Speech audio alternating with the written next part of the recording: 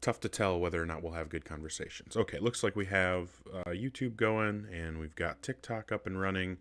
We get the guest box open, and hopefully we'll have people who want to actually engage in the topic and have some substantive conversations about whether or not there's justification to believe in a God. That is certainly the goal. I need to.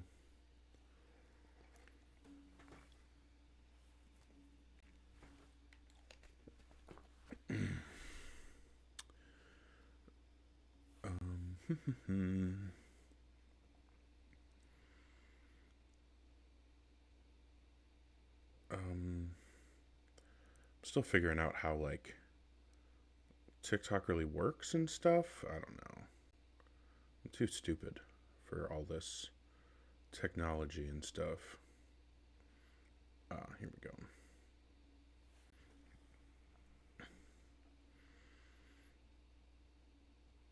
Okay. So yeah, comedy show. I don't know what you're talking about.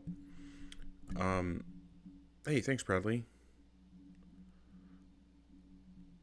Oh, that is such an enormous compliment, Bradley. Thank you so much. Definitely not something that I expect or anticipate or anything like that. So I take that as a massive compliment. Thank you. Um, yeah, you guys may have noticed I'm starting to go live a little bit earlier. Um, just kind of playing around with when I want to go live and when I don't. How long I want to be live, those kinds of things.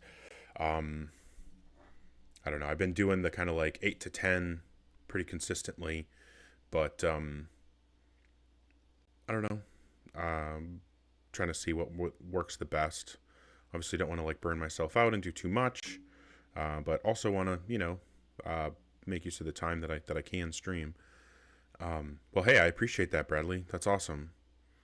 Um, yeah, Ash, it does matter, right? I hold a position called moral evidentialism, and the position is that you have a moral responsibility to you have a moral responsibility to hold positions for good reasons, because if you hold positions not for good reasons, then you may have false beliefs, and if you have false beliefs, those beliefs are not only going to inform what other beliefs you form moving forward, those false beliefs are also uh, going to impact your actions, and the false beliefs that you're like, if I hold one false belief and it causes me to bring another second false belief into my worldview, I now have not just one false belief informing my actions, I have multiple, two false beliefs.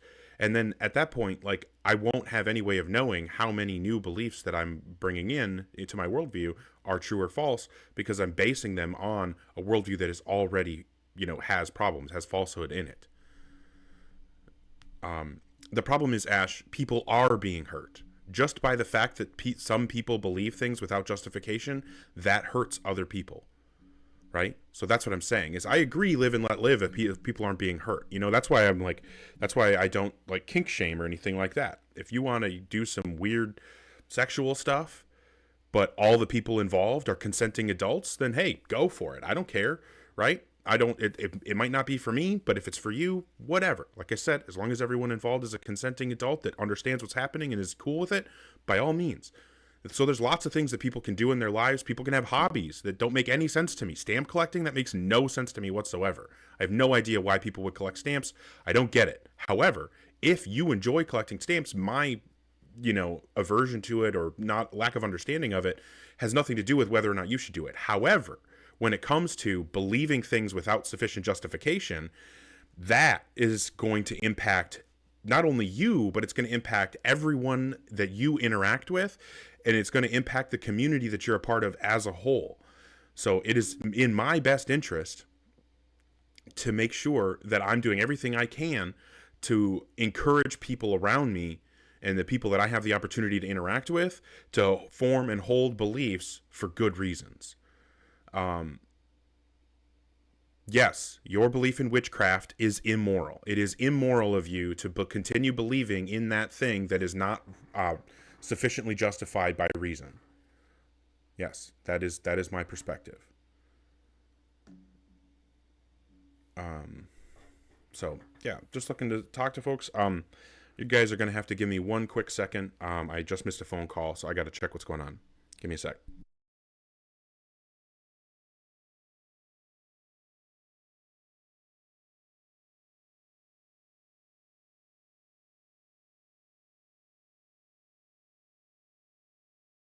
Apparently, I missed text messages too. I'm the worst.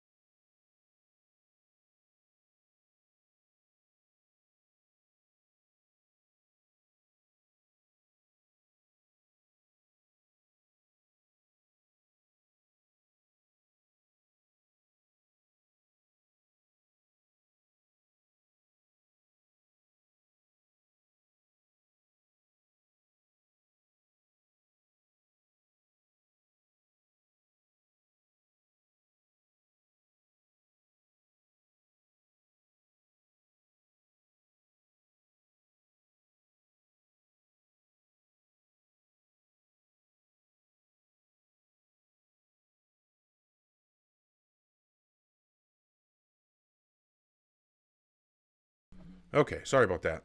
Yeah, I know I was muted. I missed a phone call. No, there was no sound because it was me. It was my fault. I missed a phone call, and I needed to. I just wanted to respond real quick. Uh, my my dad called me, and I wanted to make sure there wasn't like something serious going on, right? Um, okay, so thought we had a guest, but I guess not. Sorry, I got distracted. I apologize. I'll never do it again, other than all the times that I do it again. Um, so yeah, all right. Okay, I'm back. I'm focused. I'm back. I'm focused. I'm focused. Okay. Yeah. So like I said, oh hey Mikey, thank you for the support. Um, yeah. So basically, just looking to have conversations about whether or not there's rational justification to believe in a God. Um, yeah, you're saying that I'm muted, but I'm not muted anymore. But yeah, if you are 18 plus and have some kind of argument or evidence that would provide rational justification to believe in a God, please feel free to request up. I'd be happy to have the conversation. Um, Support Darth Dawkins. Yeah, I don't know why anybody would do that. But yeah, if you are 18 plus and have some kind of argument or evidence that would provide rational justification to believe in a God, please feel free to request and we can have the conversation. Yeah, don't have anything too earth shattering or impressive to discuss other than that. Just hoping folks will actually join up and have the conversation. Give me one quick second. Okay, it looks like we do have somebody requesting. So just give me one moment to bring them up. Just gotta, sorry. I always do this where like I feel like I'm ready to go and then I realize like, oh, there's like 6 more things I need to do quick. Okay.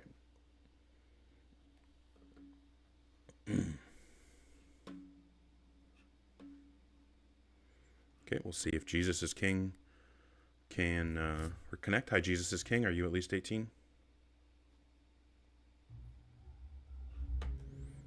Hello? Hello? Obviously, you can hear me. Okay, fair enough.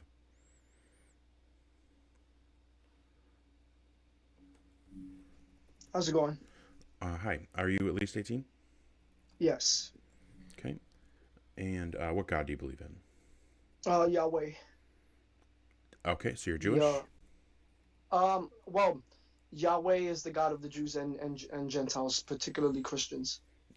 Yeah, of course. But obviously, if you were Christian, then you would just say that you're Christian or that you believe in the Christian God. So I assume that since you didn't just say that, that you must be Jewish, right? No, when you say what God do you serve, that's literally the name of the God of the Jews and the Gentiles, of and Christians, of both Jews and Christians. Okay.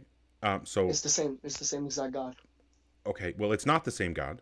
I'm sure that you're How so? aware, How because so? the Jewish God does not have Mm-hmm. a son that came to earth. The Jewish God is not triune, right? Mm-hmm. So it is not the same God. So if you just say that you Mm-hmm. believe in Yahweh, then I would assume that we're talking about, the the original religion that believes in Copy. Yahweh, which is the Jewish religion. If you believe in So, something else, like the Trinity, then I would assume that you would say that you believe in the triune God, you believe in Jesus, one of those kinds of things. Whatever, it's not mm-hmm. important. I'm Mm-hmm. just asking for a direct answer to the question: what God do you believe in?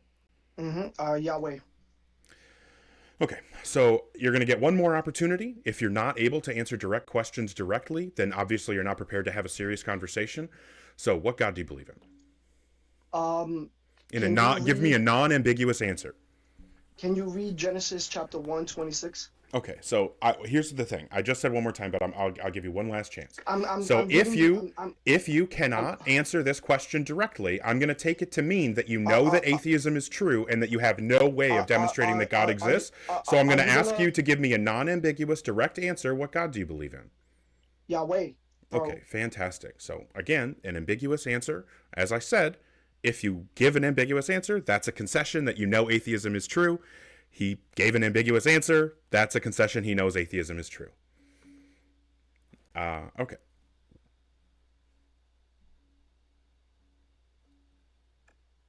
All Hi. right, I'm gonna be. What's going on? What's going on? I'm Hi, gonna Alex. speak logical here. I'm gonna speak logical here. Well, To be hold on. Are honest, you at least 18? oh, 21, 21. Okay, fantastic. And what God do you believe in? I believe in the man upstairs. You I know, don't know what the that original, means. the only one. God, I don't know what that the means. Lord, I don't know the what that Lord, means. I don't know what that Jesus, means. Jesus, Oh, basically Jesus. fantastic. Yeah, yeah. I don't know why it's pulling teeth with you fucking Christians to answer just such a simple question. It's like you're ashamed of your God, which is wild Oh to me. no, no, no, no, no, no, no, Okay, no. I'm about anyway, this. what would you say is the best argument or evidence that would provide rational justification to believe in God? Oh no, I was just gonna say the most simplest logical thing that we all should agree on. To be honest, nobody knows if he's real or not until we pass. Okay, so is there any evidence or logical argument that would give us justification to believe in God now? Or is your belief Mm, unjustified? Technically, not really. To be Okay, honest, so we don't know. you're an irrational person, is what you're saying. No, I'm being logical because No, nobody really no, knows because nobody being we can believe anything we want, but we don't know yet until we pass no, if it's real or not. being rational means that you do things for reasons. If you don't have a reason to believe in a God, but you believe in a God, then you're doing something without reason. That's the definition of irrational. So if you're Yeah, saying that you believe in a God without a reason to believe in a God, you are irrational. So it sounds like you're an irrational person, right? yeah, basically. Okay, fantastic. I don't talk to irrational people because there is no possible way to make progress. Uh, if you don't believe in reason, you don't believe in logic, there's just nowhere to go. Um, Somebody was saying something about logical realism. I don't really know what logical realism would be like in an atheist worldview. Um, like, I mean, sure that there are atheists who are logical realists, but I think that it's basically just you would have to be some form of Platonist, and I'm a nominalist. So, okay, looks like we do have a few people requesting up.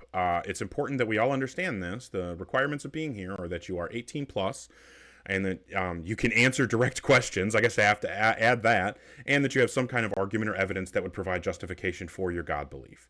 So, we'll move on to Yutter. It looks like.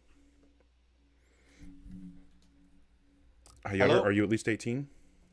Yes, sir. Okay. And what God do you believe in? Jesus Christ.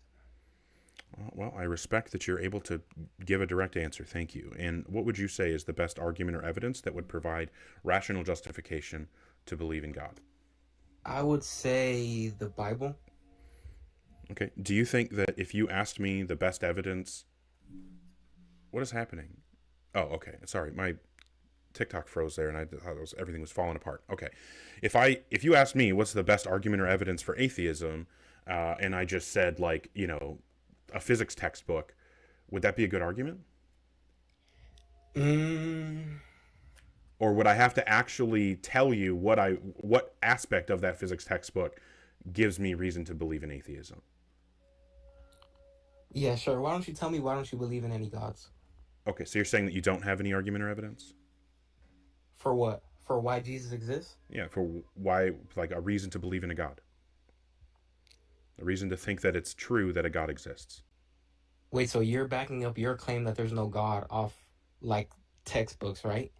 No, Like you could off. no. I was So why showing can't you. I do that I was with giving you the an. Bible? That's not what's happening. I was giving you an example of how stupid what you said was. It would be extremely stupid of me to say, "Oh, I can support atheism," and then you ask me, "How do you do that?" and I say, "This physics textbook." That would be a really, really, really stupid argument. That would be not supporting my position, and instead that would be embarrassing myself. And what you did was that. You came up here and you embarrassed yourself by giving a dumb argument like that. So what I'm recommending here is that we kind of start over and that you actually provide some argument or evidence. Or if it's the case that you need me to give an argument because you don't have any, I can do that as well. Yeah, I'm not really like that strong of a believer, so I think it'd be better if you took the initiative for this convo. Okay. So here's what I'm going to say. I'm going to say that God has a mind. Do you agree? God has a mind? Sure. Okay. And would you agree that minds either have changing mental states or they only have one unchanging mental state? I think they have changing because, I mean, I have a mind and it changes. Sure. But at bare minimum, in order for something to be a mind, it would have to have at least one mental state, right? Yeah, I guess so. Sure. And then obviously I agree, you and I, we have multiple mental states over the course of our lives. I've had at least three. My next thing I'm going to ask you is, or my next claim is going to be that change only occurs in time. Do you agree with that? Yeah. Okay. Now, if God created the universe, which I'm sure you believe that he did create the universe, then that means that God exists outside of the universe. Time is something inside the universe, so that means God exists outside of time, right? I guess that would be so. Okay, fantastic. And since we agreed that God has a mind and that the only options for minds is to either have multiple, changing mental states or only one unchanging mental state, we know that since God is outside of time and can't experience change, that means that his mental state is just one. There's only one unchanging mental state, right? Mm-hmm. Okay, fantastic. So so now that's my.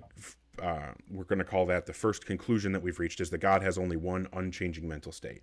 Do you agree that to act on your will requires a change in your mental states? Say that again?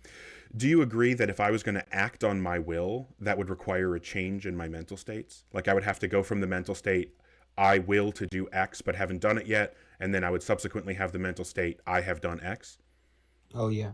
Okay, fantastic. So we know that in order to act on your will, you have to have multiple mental states, but we've already agreed God only has one mental state that never changes. So that means that God doesn't have the prerequisite capacity to act on his will. If God can't act on his will, then that means that he can't act on his will to create the universe. So that means that God couldn't have created the universe. But we know that if God exists, he did create the universe. So the only conclusion that we can possibly draw is that God doesn't exist. Do you ever think there's some part of, this equation that we just don't understand? How about you actually respond to what I said? What do you want me to respond to? Do you want me to put it up on the screen so it's easier to track it all? Yeah. Cool. So again, premise 1, God has a mind. Premise 2, minds have either changing mental states or only one unchanging mental state. Premise 3, change only occurs in time. Premise 4, God exists outside of time. So our first conclusion, God has only one unchanging mental state. Premise 5, acting upon one's will changes one's mental states. So our second conclusion, God cannot act upon his will as he doesn't have the prerequisite capacity. Premise 6, if God can't act upon his will, he can't create the universe. However, premise 7, if God exists, he did create the universe. So the only conclusion we can draw at the end there is that God does not exist. So if God doesn't exist, what?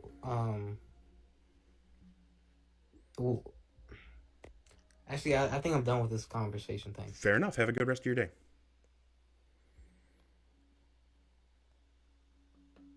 Okay. Fair enough. All right. So yeah, looks like we have a few people requesting. If you are in the guest box or thinking about joining, please make sure you are 18 plus and have some kind of argument or evidence that would provide rational justification to believe in God. Thanks so much, everybody, for the support. Hercules, Bradley, Mikey, I sincerely appreciate you guys. Wow, Bradley, that's fucking awesome. Thank you so much. Okay. Give me 1 second. I'll bring up the next person. Just got to hydrate here.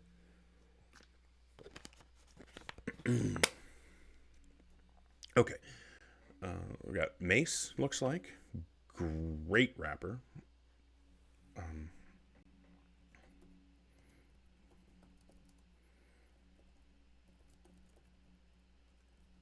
Are you coming up? Mace? No? Bueller. Okay. Well, doesn't seem like Mace is connecting. We'll bring up Egg. What's going on, man? How's it going, Egg? How are you today? I'm doing good, man. It looks like your live is starting to pop off. I like it. Hey, fair enough. Yeah, I mean, people are supporting and stuff. It's awesome. I've been. Yeah, that's awesome, man. It's because you host. You're like you do a really good job at this, man. It's awesome to watch. It does not surprise me at all. Well, I mean, flattery will get you everywhere. So.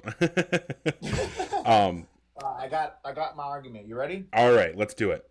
Hey, wait. I'm so sorry. Are you Christian? I can never remember. Yeah. Okay. I just want to confirm. I that's not an aspect of our conversations that sticks in my head. I just basically remember that you're actually like a good person to talk to. So, anyway, give me your argument. All right. Premise one.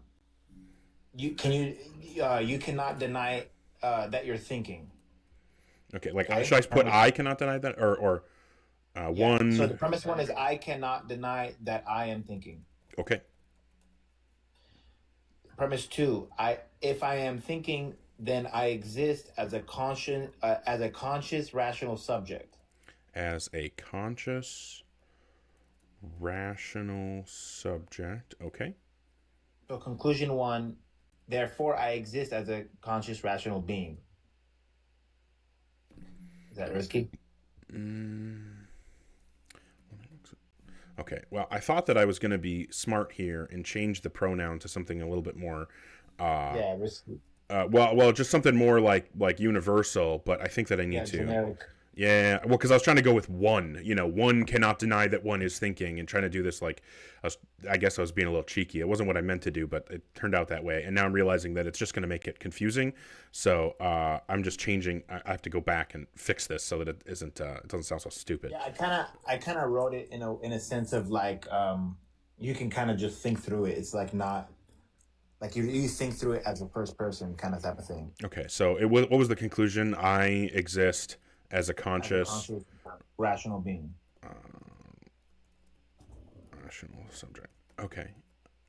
And then my reasoning depends on laws of logic. My reasoning depends on laws of logic. Okay. Like something can be true and false in the same way at the same time. Mhm. Premise four would be the laws of logic are not physical objects. It's not material. I think I would say that actually better. Okay. And then premise five, if logic is immaterial, universal, necessary, then reality is not merely physical matter. And reality is not merely physical matter. Okay. Conclusion two is reality includes more than matter. I'm just going to reword that to make it more consistent. Not merely physical matter. Okay. Premise six, my mind can recognize truth, logic, morality, and meaning. I'm sorry. Truth, logic, Morality, and meaning. and meaning. Okay. Premise seven is the best explanation for rational minds in a rationally structured universe is an ultimate rational mind. I think now I'm reading this. The best explanation might be a little bit of a jump. Okay. And then the premise eight is an ultimate rational mind that grounds truth, logic, morality, meaning, and human consciousness is what we mean when we say God. An ultimate rational mind that grounds. I'm sorry. Was it truth? Truth, logic, morality, meaning, and human consciousness is what we mean by God. Final conclusion. I'm going to say this as a joke. Therefore, God exists.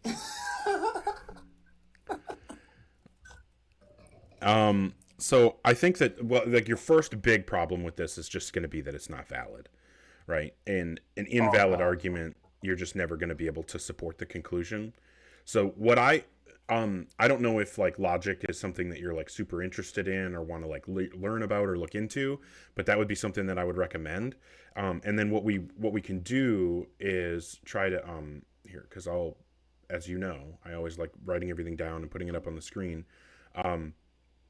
So what happens is, I think that what you would find if you tried to like formalize this at all is that you would find, or not formalize, but if you tried to like translate this into like a logical language, you would find that a lot of this stuff just doesn't follow. Like it's kind of disconnected. I think that the first thing would just be, I think the first thing that we want to do right at the beginning is, I have thoughts. I think that that's like an easier way to get that first premise. The meat of what you're trying to get in the first premise would be that. And then if I have thoughts, then I exist as a conscious rational subject. I think that's fine. Yep. So this first part is fine. Like this first part, especially, I reworded it because I think that this follows better and makes more sense. Yeah, it does. Yeah. And but this is basically just modus ponens, so this is fine. Like you don't have an issue here. No. I mean, this stems from Descartes, like I think therefore I am kind of thing. Yeah, yep. This is just basically the cogito, so that's fine. I don't think there's an issue there. And like I said, I mean, it's the inference rule works because it's modus ponens, one of the most fundamental inference rules. So there's no problem there. My reasoning depends on laws of logic. This is dicey. I don't really know what this means. I kind of think that a better way to say this would be something like, because like you can't reason without having logically sound thoughts, because you need some sort of logic to tell you if something is a plus b, or no. Well, like two things can't be true and false at the same time, pretty much. Right. And you're either talking about a thing or not the thing, and there's no middle ground. That's the law of excluded middle. A thing is the thing that it is, and it's not something that it's not. The law of identity. Like, I agree. I agree that those are like, the rules of valid inference are what basically describes what rational thought is like. But I don't think that we could say that reasoning depends on laws of logic. I think that a more accurate way to say it would be the laws of logic describe coherent thought. Oh, okay, I can see that. Because I don't think the laws of logic are like a thing that exists, or they're not things that exist, right? So what I would say is, so you don't think laws of logic are things that exist? Correct. Because I'm a nominalist. I don't believe in abstract objects actually existing in reality. So this is a perfect argument to bring to your footstool, buddy. Well, the problem here is that I'm just going to reject a lot of it, and I don't think that you're going to be able to support it. So even if we make this valid, I don't think that this is going to. I think that we're still going to struggle. So, I guess, I mean, we could try to go through and make this valid, but like there's just so much of this that so I agree that the laws of logic aren't physical objects, because I don't think they exist at all as any kind of object. And then you have this thing about like, if logic is immaterial, blah blah blah, reality is not merely physical. But then you jump to this conclusion, reality is not merely physical, without establishing the antecedent of this conditional, right? And I if I'm using too big of words, I apologize. No, I get it. So this first part of the conditional here, of this if-then statement, if logic is immaterial, universal, and necessary, I think that you feel like you established that logic is immaterial, universal, and necessary in premise 4, but you didn't do that. I made a big leap. Yeah, so what you would have to do here is say something like, the laws of logic are immaterial, universal, and necessary. Then your next premise gets you to the second conclusion, because that makes this modus ponens again. So, and then also this, like, premise 3 is kind of doing nothing. Like, it's to be honest with you, like, I kind of feel like from 1 through premise 3 are completely separate from the whole rest of this argument. Like, I feel like this is a fine argument that basically just lays out the cogito, no problem there. This 3 is just kind of random and has nothing to do with the rest of the argument as far as I can tell. And then we start the actual argument with premise 4 onward. So that would be like one critique. And then, like I said, I'm just going to reject this premise 4 that the laws of logic are immaterial, universal, and necessary. Because again, they're like, if we said that they're immaterial in the sense that they don't actually exist, I guess I would be fine with that. If we said that they're necessary, I don't really know what it means to say a non-existent thing is necessary, so I probably would reject that. And then also I would reject that they're universal, right? Because they're necessary because you're reasoning right now. No, so okay, so I think that this might just be a misunderstanding here. When typically in philosophy speak, if we use the word necessary, and anytime else that you see people running arguments like the laws of logic are immaterial, universal, and necessary, and referring to that kind of property of logic, what they're actually talking about when they say necessary is they exist in all possible worlds. That there is no possible state of affairs where the laws of logic don't exist. So that's what necessary means in this context, typically. Now, if you're telling me that you don't mean it that way, that's fine. I'm just telling you how I'm understanding it. Yeah, that's how that is how I mean it. Like, Okay. in the models and stuff like that. I understand how necessary is typically used. Yeah, so I just don't think, because in my opinion, the laws of logic are just descriptions of rational thought, or coherent thought. I don't think that we can say that the laws of logic are necessary, even in the sense that we could, maybe we could say laws of logic exist as a concept because they describe, the process of coherent thought. But the problem is we can't say they're necessary, because I think that there are, at least logically possible, well, and certainly and physically possible states of affairs where there are no minds, there are no thoughts happening, right? And so if there are states of affairs where no thoughts are happening, then, there would be no logic. Oh, okay. So I don't think that and then also we can't say the laws of logic are universal, because universal means that, like, applies to everything everywhere all the time. And the laws of logic can't be universal because they only apply to propositions. Okay. Yeah, it makes sense. I figured I'd pull something together real quick, but that is true. I made a lot of presumptions.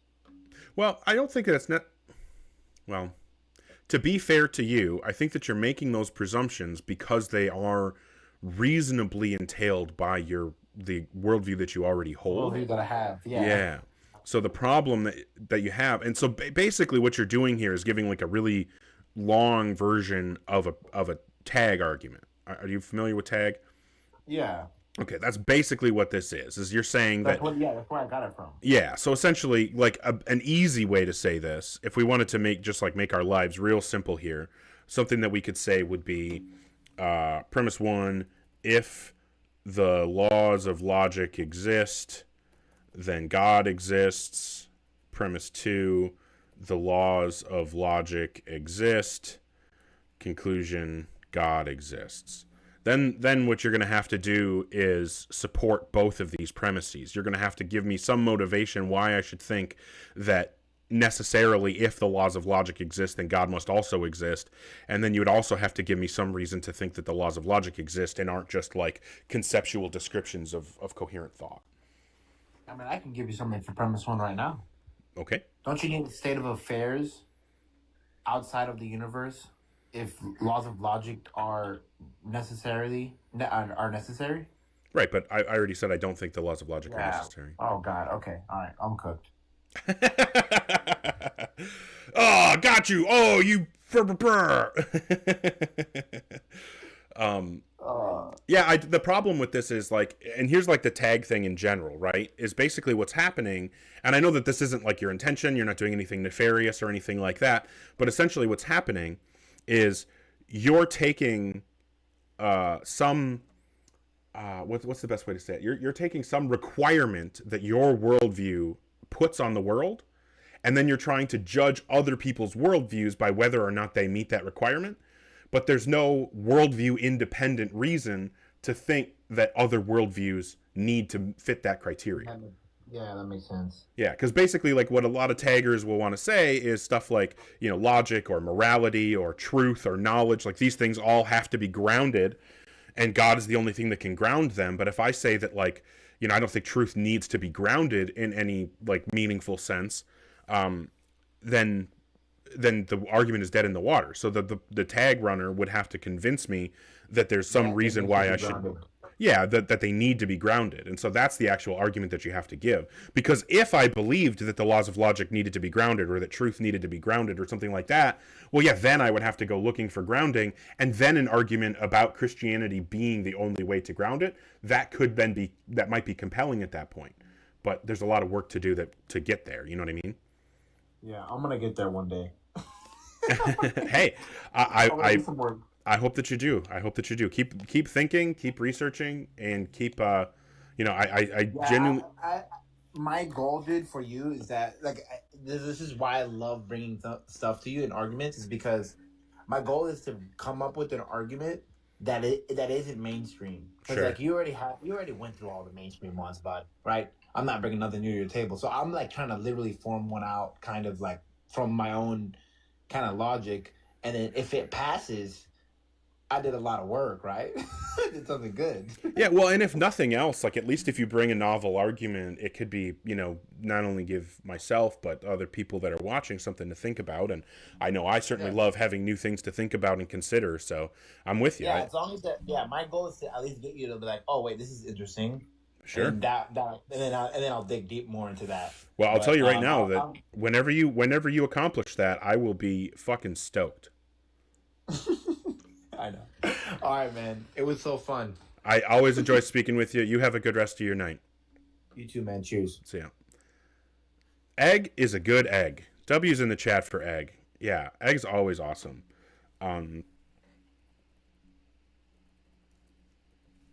Okay, so it looks like we have Truth Dog wanting to come up.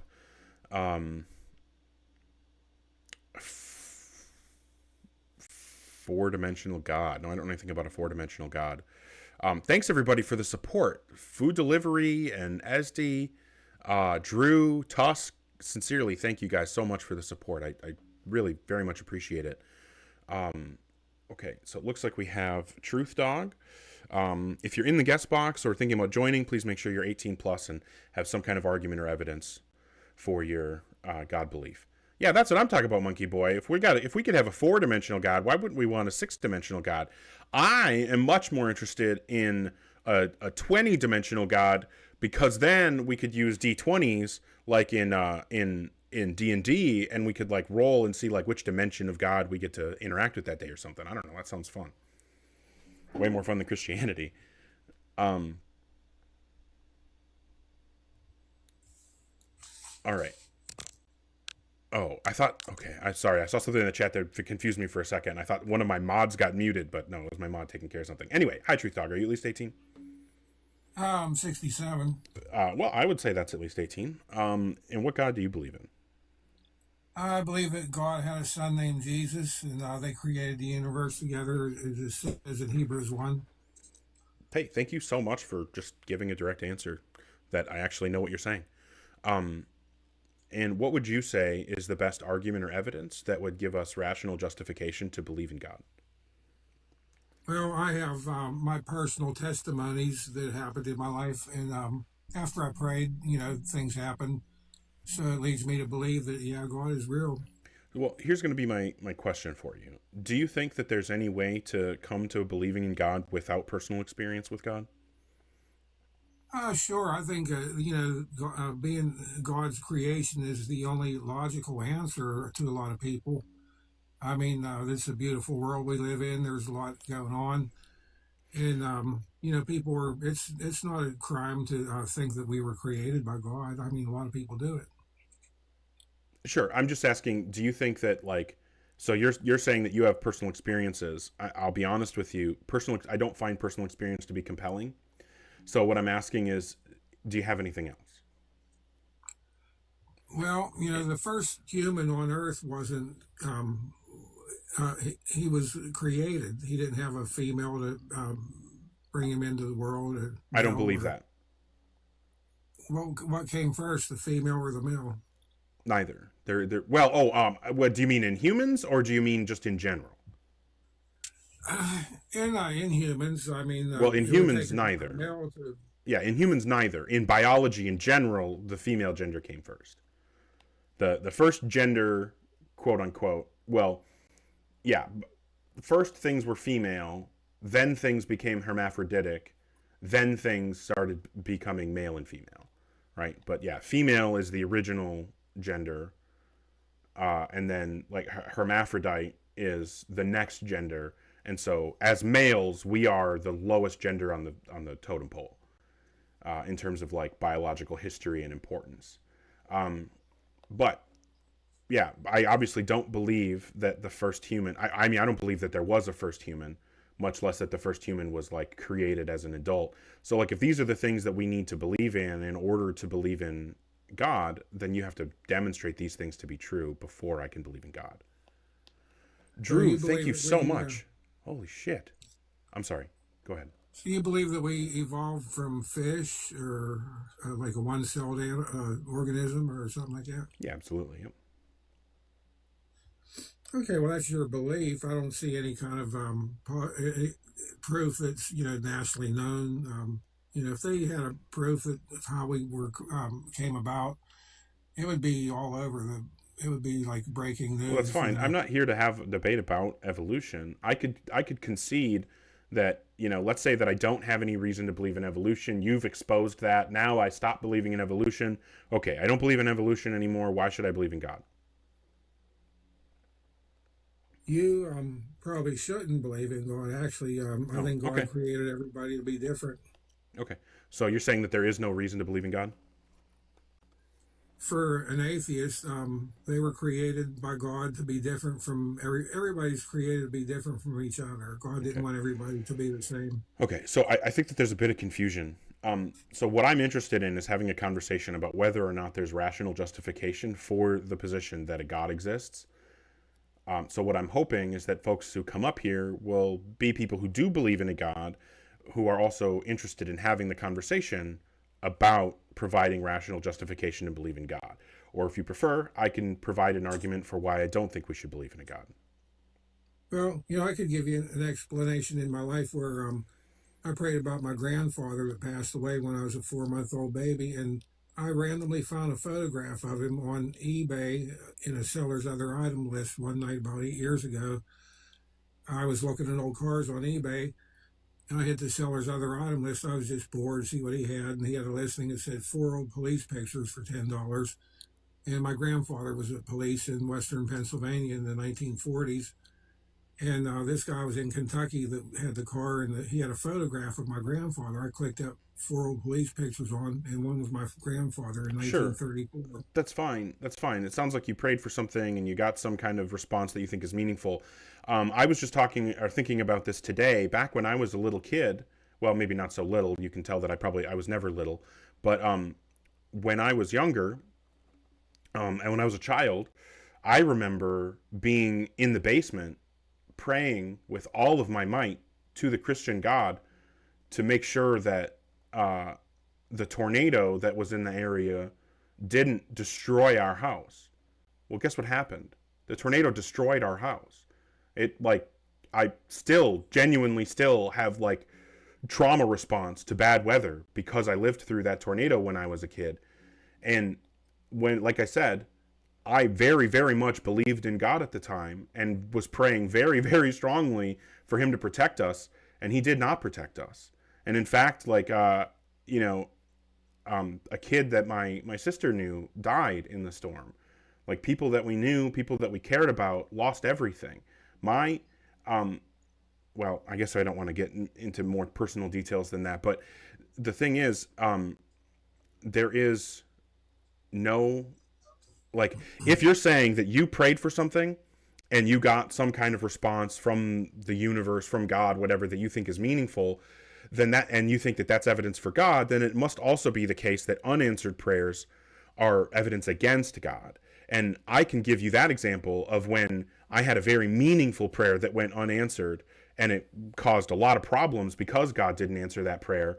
And I know that a lot of other people, I'm sure that we could find, you know, of the 60 plus people in the chat right now, I'm sure a lot of them could give instances of times where either they themselves or other people that they know tried to pray for things and didn't get the thing that they prayed for. So again, if answered prayers are evidence for God, then unanswered prayers are evidence against God.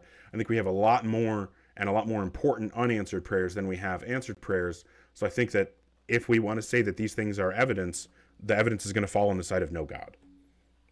So how would God benefit from giving any kind of evidence when he requires faith? Well, faith is immoral. So I don't want to ever hold any position based on faith. So I think that anyone who does is doing something immoral. I prefer, when I can avoid being immoral, I prefer to avoid being immoral. So since I'm not going to do that, I'm just going to look for the evidence, the rational justification. Do you have anything like that? Yeah, like I said, I had several big instances of praying for something, and there it was the very next day. Sure, but I can tell you all the times that I prayed for things when I believed in God and the prayers weren't answered. Not once did God turn me into a Teenage Mutant Ninja Turtle. Does that shape your being a non-believer then? No. No, not at all. Because I don't think that that's evidence either direction. If it was evidence, it would be evidence against God, but I don't think it's evidence either direction. Now, you are saying that it's evidence, and so that means that, again, if whether or not a prayer is answered is evidence, and you saying that prayers being answered are evidence for God, then it must also be the case that prayers not being answered is evidence against God. There are a lot more and a lot more important unanswered prayers than the answered prayers that you can point to. So I think that you don't want to say that this is evidence, because if it is evidence, it ruins your position. Yeah, I feel like I was really kind of chosen a little bit to have this knowledge, but okay. You know, well, yeah, that is the like, kind of thing that a lot of people think when they don't have justification, because it makes it easier to hold a belief without justification when you think that you're, you know, meant to hold that belief. So it doesn't sound like you have any kind of argument or evidence. I'll ask you one more time. Do you have an argument or evidence? I do, but I'm not going to tell you my testimonies. I mean, All right. I wouldn't have the patience for it. That's true. You're 100% correct. Well, thanks for giving it your best, Truth Dog. I hope you have a good rest of your day. Yeah, Drew, I will be honest. I prayed and wished to be Leonardo so many times. You know how many like eyelashes I blew off my finger wishing to be Leonardo? I don't know why I wanted to be Leonardo, but I really wanted to be Leonardo when I was a little kid. Dude, Donatello's awesome, but Raphael's cool too. There probably were a few times that I wished to be Raphael, but not once did my prayers or wishes to become a Teenage Mutant Ninja Turtle get answered. Not a single time. Oh, you know who would have answered my prayers to become a Teenage Mutant Ninja Turtle? Eunice. Eunice would have made me a Teenage Mutant Ninja Turtle.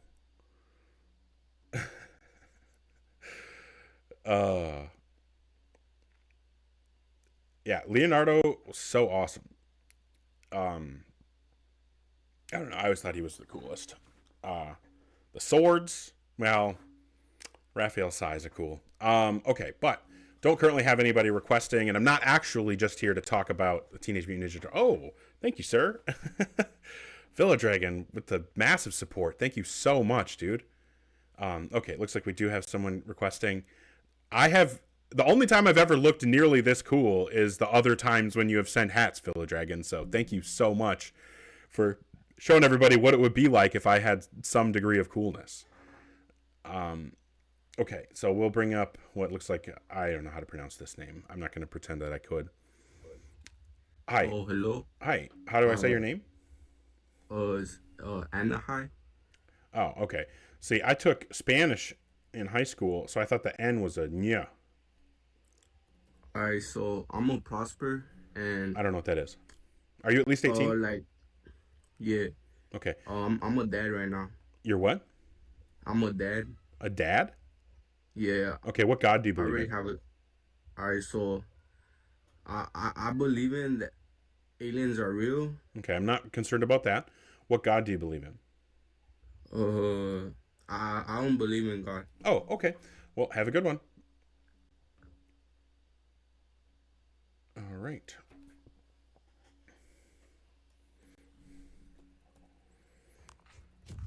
Hi, Hello? Gold, I guess I'll call you. Are you Oh. at least 18? Yes, I'm 20. Okay. And what God do you believe in? Well, okay, I'm gonna be real when I say it. It's like I am a Christian, but I kind of struggle in between non-believing because with modern times going on, with how religion's been going, I just kind of can't help but just second guess it here and there. I still believe in God here and there. It's just with all the modern stuff going on, with how hectic it is, it's just hard to take it serious. I get it. I'm so sorry. Give me 1 second. Hey, Ellie, thank you so much for the support. I just appreciate it. Thank you. No, I get it. I know that, It's like since sorry. Oh, I was just going to say that my experience when I was younger and I encountered questions about my Christian faith, my deconstruction from Christianity happened really, really fast. But I know that that's not the case for everybody. Like, it probably took me like 5 to 10 minutes to stop being a Christian. But I know that a lot of people struggle for years. I've had conversations with other atheists who have had that experience where they literally fought tooth and nail for years trying not to have to leave the faith. So I get that it can be a long process for a lot of people. And I also understand, looking at the way the world is right now, it can be hard to maintain faith that there's a good, loving God in control of things. But what I'm going to ask you is, what is... Okay, I'm going to ask 2 questions and you can pick which one you want to answer, okay? Well, no, you know what? I'm right. scratching that. I'm only going to ask the one, and you only get to answer that one. I'm sorry. I was going to give you an option, and now I'm going to be an asshole, and I'm not going to give you one. So, what is, when you think about... You're good. When you're in those situations where you're thinking, I don't know, maybe there isn't a God, what's the thought, the argument, the line of reasoning that pulls you back into, no, there is a God? See, that's a hard question. I never really put too much thought on that. Like, I do believe in, guardian angels. I won't lie about that. But when it comes to, God and stuff, that just depends. Okay. Well, I don't think that it's possible for a God to exist. I can give you an argument for that. Oh, no, I understand that. I get it.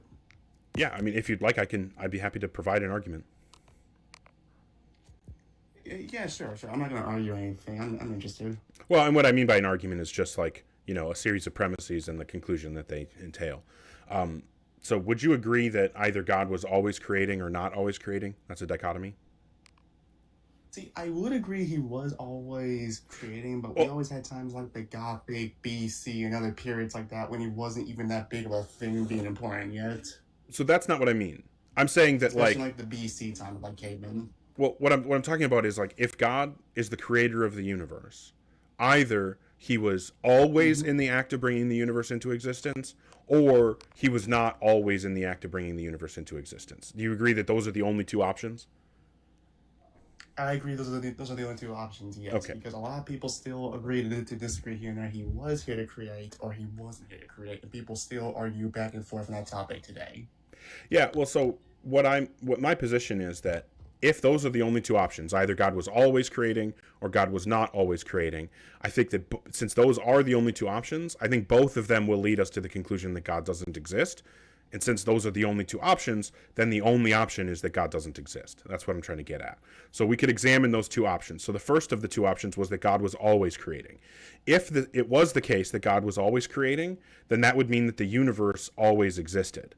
But if the universe always existed, that means that it wasn't brought into existence. Creating something is bringing it into existence. So if the universe wasn't brought into existence, God didn't create it. So that's where we get to, if God was always creating, quote, if you take that path of the dilemma or the dichotomy that I gave you, we would get to the conclusion that God didn't create the universe. If God was not always creating, then that means that God had to change from not creating to creating. But if God changes, God's in time. If God's in time, then God didn't create the universe because time is a part of the universe. So the universe would have already had to exist for God to exist and be in time. So obviously, he didn't create the universe if he's in time. But again, if he wasn't always creating, he would have had to have been in time. So again, what we can see is that from the two options, the only two options available to us about the eternity or non-eternity of God's creating leads us to the conclusion that God didn't create the universe. However, if God exists, then God did create the universe. So what that tells us is that it's simply not possible for God to exist. It's literally a logical impossibility. Yeah, I completely get and understand that. See, I look at like a double-edged sword, like I'm 50-50. I believe... Well, it's not 50-50. It's kind of hard for me to...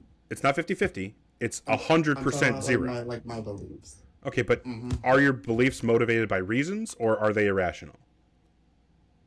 Honestly, the family I kind of grew up in with like religion and stuff, it's just always made it a little bit... It's just made me a little finicky on what I believe here and there. Call it in denial, call it whatever. I just believe that with like God and stuff. Do you care about whether... So do you agree that when we say, when I say I believe X, that's the equivalent to saying I think X is true? I would say X is true, yes. Right. So if I say I believe X, that's an identical statement to me saying I think X is true, right? Mm-hmm. Okay. So if believing something means thinking that thing is true, then wouldn't you care about whether or not the things that you think are true are actually true? Yes. Okay. And Yes, since we've shown that there's a 0%, an exactly 0% possibility that it's true that God exists, if you care whether or not your beliefs are true, then that would mean you would have to not believe in God, right? Mm-hmm. Okay. So I would say that we've come to the point now where either you take the rational position that I'm promoting here and not believing in a God because it's not possible for God to exist, or if you think that I've gone wrong somewhere, I'd be happy to put my argument up on the screen and you can tell me what the issues are. No, I'm with you on it. I honestly just don't believe that there is one, honestly. Okay. Well, I don't either. I appreciate the conversation. I hope you have a good one, okay? You too, thank you.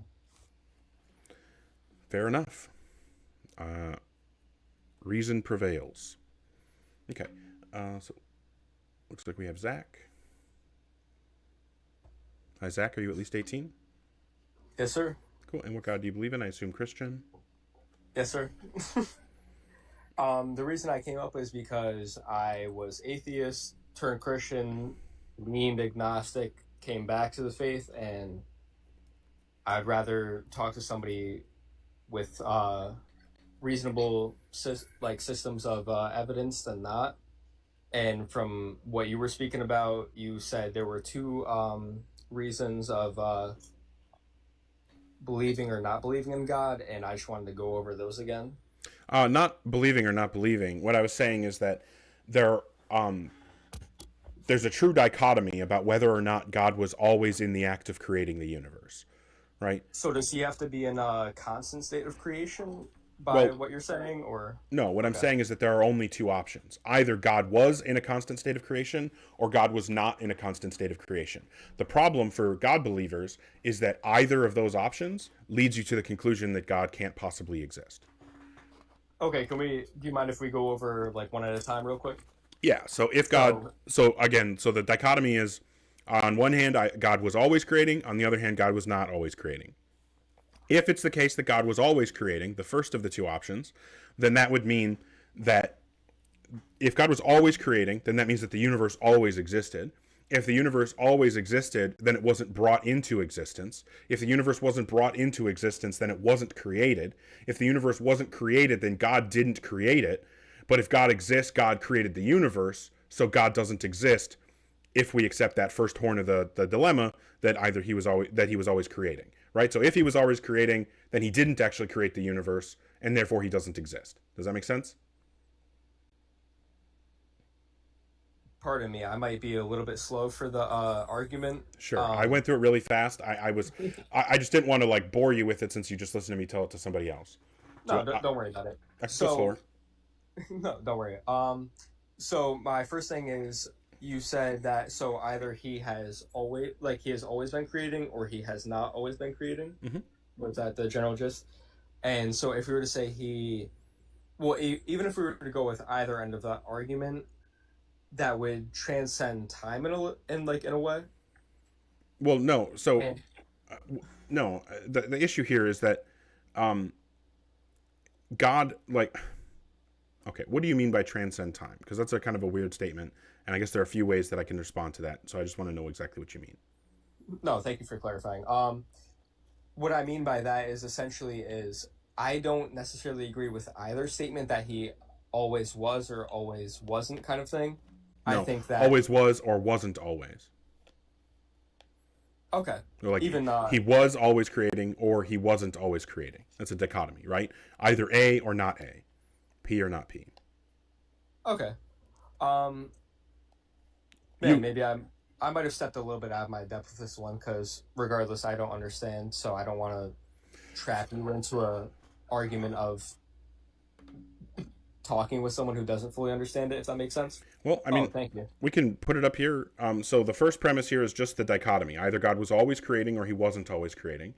So if we explore the possibility that God was always creating, then that means that the universe always existed, obviously, because if God creates something, then it exists. If God was always creating the universe, then the universe always existed. If it is the case that the universe always existed, then that means that the universe wasn't ever actually brought into existence, right? There was never a state of existence without the universe and then a subsequent state of existence with the universe. But if the universe wasn't ever brought into existence, it wasn't created. If it wasn't created, then God didn't create it. Does that make sense? Unfortunately, no. I may have to bump down from this conversation, research it a little bit, and then come back. Do you want to, I mean, this is called the Proclus dilemma. I don't know if you ever watch Allegedly Ian. They run this quite frequently. I think it's a very good argument. I don't know if you want to like take a screenshot or something so you have something that you can look at and try to find the holes in it. Welcome to do so.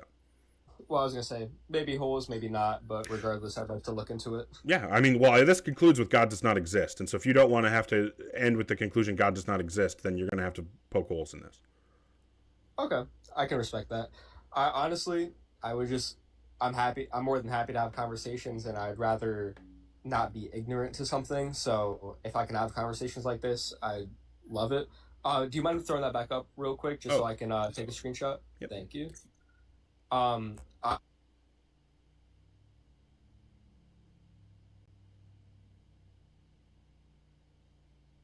I lost you, Zach. You're off the app. About that. Can you hear me now? Yep. I'm gonna have to bump down because I'm just not knowledgeable enough, but Okay. I'm more than happy to come back. How long do you think you'll be streaming for? I typically go until 10 p.m. Central, so that's 2 hours from now. Okay, cool. I'll definitely be back. Hopefully with more knowledge, and then hopefully you have some more good conversations. Hey, fair enough. And if it's not tonight, I go live pretty frequently, like 5 nights a week. So feel free to come back another time. Absolutely. I'll throw you a follow, and we'll see where it goes from there. Appreciate Thank you, it. boss. Have a good one. Cool. Yeah, it's reasonable conversation. Yeah, Zeus. I understand what you're saying, that the caller might have been proposing that God was not creating, then began creating, and that's the other option of the dilemma, right? Is that that the God wasn't always creating and began creating. The problem with that is that God would have to be in time, and if God's in time, then that means God's in the universe. If God's in the universe, God didn't create the universe, and if God didn't create the universe, then God doesn't exist. So yeah, like I said, that the problem with that Proclus dilemma for theists is that it shows that there are only two options, and both options lead you to the conclusion that God can't exist. Dialetheism or dialetheism. I can't say that I'm very knowledgeable on that position. My understanding is that it's isn't that the position that like there are true contradictions? I don't really know a lot about that position. So I wouldn't want to speak on something that I'm not knowledgeable enough about to have an informed opinion on. It's definitely my position, the common position, that the law of non-contradiction does hold. I know that there are people who say that, there are things that we're learning in quantum physics that look like true contradictions. I'm not aware of any, but I'm also not a physicist, so I wouldn't pretend.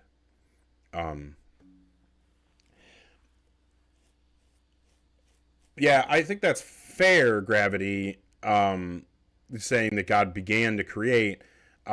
But if we just say that there was a state of existence where God hadn't created the universe, and then another state of existence where God did or had created the universe or was creating the universe, then that implies that God is in a state of existence that has the capacity for change to exist. And if God's in a state of existence that has the capacity for change to exist, then that means God is in time. And since time is a property of the universe, then that would mean that God is in the universe. And if God is in the universe, he didn't create the universe. And obviously, if God didn't create the universe, he doesn't exist.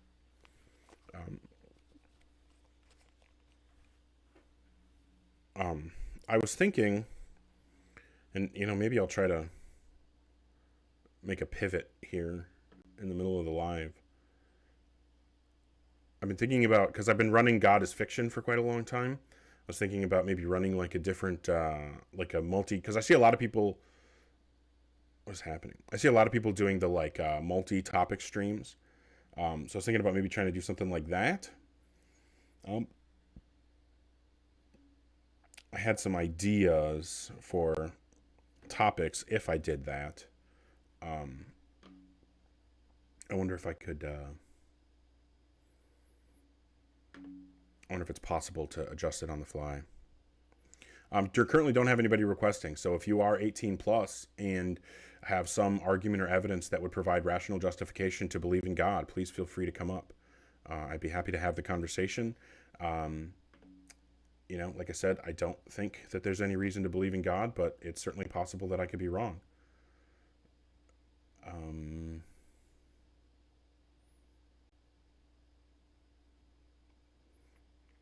I probably need to. Oh, I can't do all that. Well, the thing that I was going to try to do isn't going to work. I'll have to do it when I'm not, live. I don't know why people are posting the Kalam in all caps in the chat. If you want to run the Kalam, feel free to request up, as long as you're 18 plus, and we can have the conversation about the Kalam. I think that there's, some real conversation to be had there, and potentially could be fruitful. I don't know. But yeah, feel free to come up if you want to run that argument. Maybe I need to, I should keep punching my microphone. Maybe I need to reset the live since we're not getting any opposition. Got a ton of support though. So thank you so much, everybody. And I'll give it a little bit of time. Crazy. But yeah, if there is anyone in the chat who's 18 plus and has some kind of argument or evidence to, provide justification for your theistic position, feel free to come up. I'd love to have the conversation. Love to chat.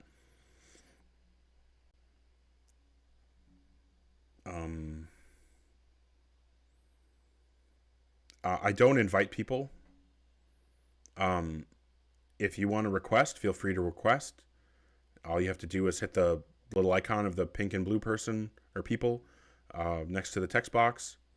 Oh yeah, I don't know if you can come up on a computer. You just have to request up. But like I said, I don't bring people up. I don't ask people to come up. I don't do any I'm not here to pressure people into the conversation. If they want to have the conversation, I'm happy to have it, but I'm not here to force people into it. I am not an evangelist. I'm here in my space, on my platform, having the conversations that I want to have. And if you don't want to be part of those conversations, then I am not going to be doing anything to try to pull you into them, right? That's not something I'm interested in. Oh, see, I don't know anything about that food delivery driver. I'm not really sure how any of that kind of stuff works. I'm on my computer here, but that's the most that I could tell you. Oh, I certainly don't know anything about Mac computers. Yeah, we're not getting any folks coming in. I don't know, Dynite. If you want to request, you can request. You just have to request. And if it doesn't work, it doesn't work. But until you request, I don't know. I don't know why you keep calling me Zohar, Bradley. Well, I don't think that it matters whether or not somebody is on. Like, I'm not doing a co-hosted stream, food delivery driver. I'm doing a like a what do they call it, multi-guest. So I'm not like trying to like co-host the stream with anybody. So you can request. I think most people request from their phones. Okay, well, if you aren't able to request, then I don't know. If you have a different device that you can request from, I'd be happy to chat. If you are 18 plus and you're actually interested in having the conversation. No, I'm not going to argue with chat. In fact, I'm talking to chat too much already as it is. So I think that what I'm going to do is go ahead and reset the live. We'll just have to give me a second here.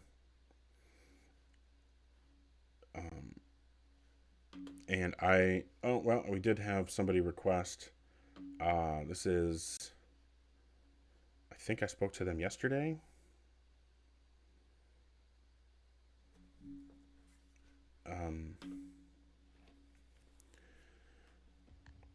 Are you Dareed? Hello, yeah. Okay, so you're the person that wasn't able to answer, the Muslim who wasn't able to answer questions yesterday?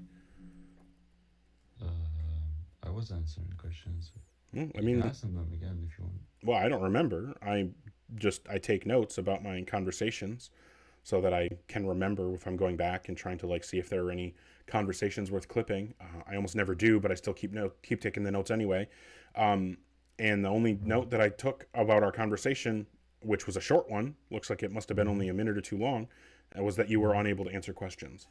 So I know that you are 18 plus. I would have asked that yesterday, and that you're a Muslim. What is the best argument or evidence that would give us justification to believe in God? We can go on justification by the formula of, I'd say, there's multiple ways, but I'm trying to find a solution for you because last time we didn't take the solution. So I would determine the Quran itself. Okay.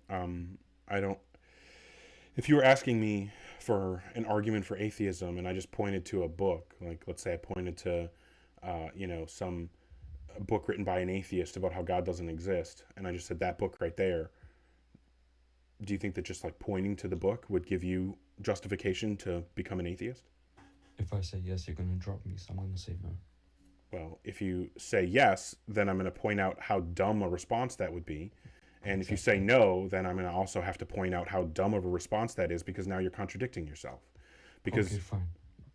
so it was a trick question to read, because both answers make you look stupid, and the reason is that you made yourself look stupid by giving such a dumb argument. I'm asking you for some kind of argument or evidence for God, and you just like named a book. Well, I can name lots of books. Okay, fine. Okay, so is there some argument or evidence that would give us rational justification to believe in Yes. God? Do you believe that you came from cells that evaluated from some specific creature to you being now?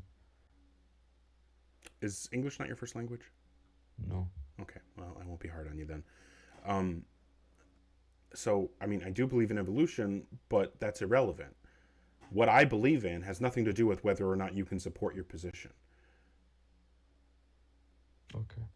Okay, so is there an argument or evidence? Fine. There is evidence of a higher power, and as an atheist, you obviously should believe in a higher power because that would determine whether you would still be alive or not.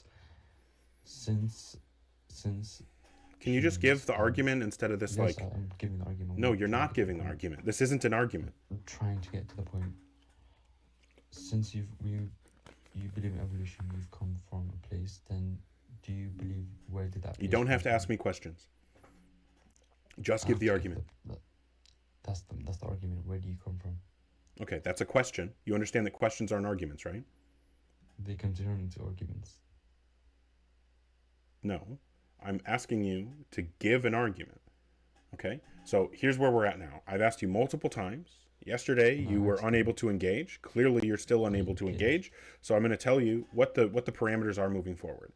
I'm going to ask you a specific, direct question. If you don't give us an equally specific and direct answer, then I'm going to take that as a concession that you know atheism is true, you just don't want to admit it, okay? So your options are to either give a direct answer or any other response will be an admission that atheism is true, okay? So the direct question is, what is the best argument or evidence that provides rational justification to believe in God? And again, the answer will either be some argument or evidence that gives reason to believe in God, or it'll be something else, and that will be an admission that atheism is true. Because God is outside of time and space, and he is above the universe. Anything that goes inside the universe is condemned to himself. Okay. Well, since that was neither evidence nor an argument, I take that as an admission that atheism is true. Thank you for the concession. I don't know where to go at that point. Like, if you don't have an argument, then just admit that you don't have an argument. Like, don't get to the point where I have to, like, tie your hands in the behind your back just to fucking get something productive out of you. Yeah. So I think I'm gonna go ahead and reset the live. To read, couldn't give an argument. No, I agree, Evan. Probably not. But yeah, I am not getting any opposition. It seems like it's been pretty slow. I think I'm going to go ahead and reset. Just restarted, and we'll hopefully have a good amount of people coming in to have the conversation after that. So I will be right back momentarily. Oh, I gotta actually hold on.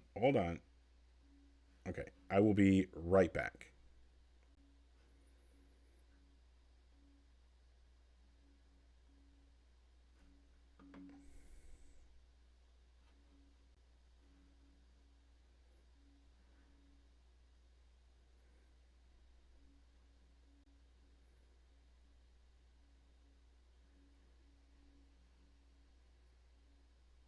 Okay, and we're back. All right. Hopefully that reset will help. Most of the time it does. So hopefully that'll help and get folks to come in. Yeah, after your short commercial break, we now returning to your regularly scheduled programming of Ogar yelling at people who don't know what arguments or evidence are.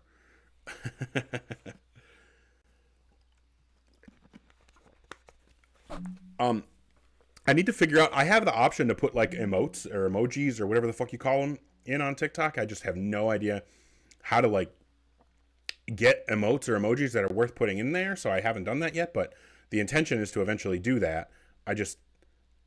Oh, okay. Well, then fucking go for it, man. If you want to. Yeah. If I thought that there were people who would do that, I would have asked a while ago. I just, that's work. And I don't assume that anybody's going to want to work for free. But if you want to do that, by all means. Okay, so it looks like we already have someone requesting. Yes, please. Yes, without AI. Yeah, I probably should have said that right away. Without AI, absolutely. I would not want AI stuff. Personally, yeah. Anyway, we do have somebody requesting, but I just want to lay the groundwork here. What we're looking for is folks who are 18 plus, who have some kind of argument or evidence that provides justification for their theistic belief. Okay.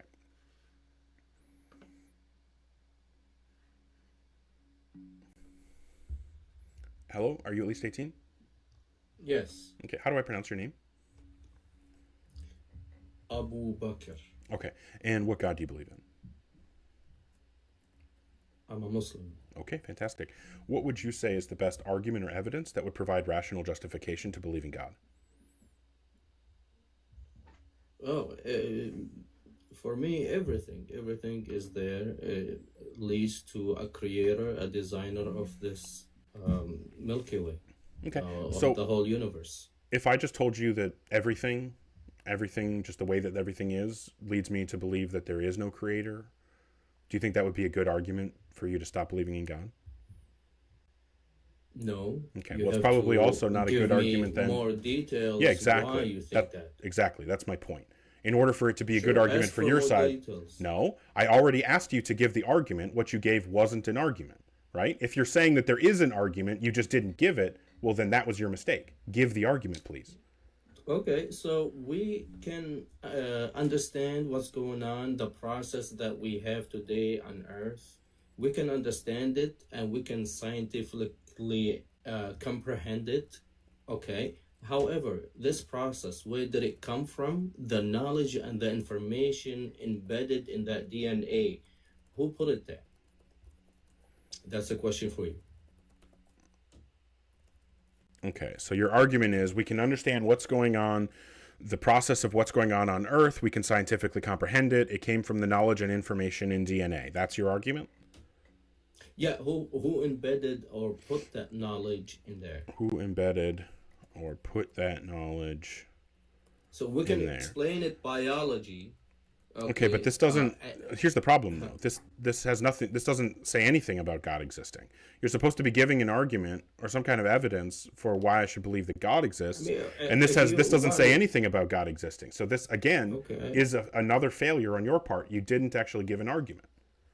If you're trying to give an argument that God exists, the end of when you stop talking, the last thing that you should probably say is, therefore God exists.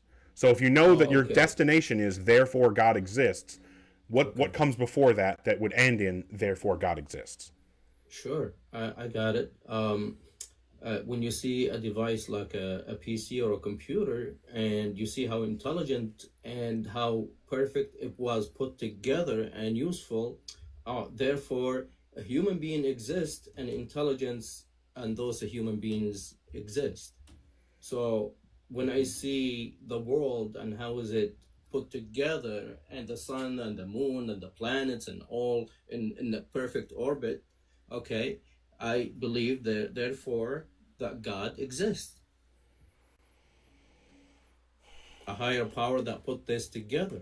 And, okay, so it's kind of hard to track exactly what you're saying. Are you saying that are you saying like DNA is a code and codes are made by minds, therefore God exists? Or are you saying something more like the universe is complex and complexity implies a creator? Or what are you saying? All the above. Okay, so we just need one argument. That's multiple arguments that you're trying to smash together. Just one argument. They're both the same. I don't care. We can only talk about one at a time. Abu, we can only talk about one at a time. Okay, information in DNA. Okay, information in DNA. So what is the specific argument that gets us from information in DNA to a God? That there is information already embedded in creatures today. Just like human beings, just like animals and bugs. Like how they do the things they do today and understand their nature. Okay, you're just rambling. Teaching. You need to focus, right? I need you to lock in and pay specific attention to the inference that you're trying to draw, that you're trying to bring me along with you on, okay? So there's information embedded in DNA. What's the next step that's going to get us to God?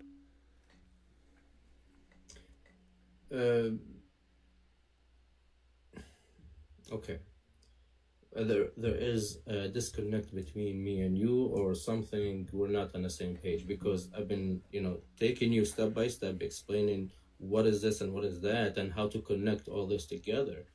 However, I'm too stupid. I'm too stupid to understand it. So you have to pretend. Stupid. You have to pretend like I'm a little kid. You're a smart guy. So what I need you to do, Abu, Abu, is actually just give the inference, not like allude to it or talking about it. I need you to actually give the inference. So it sounds like the first part of the inference is there's information embedded in DNA. Okay, fine. What's the next step?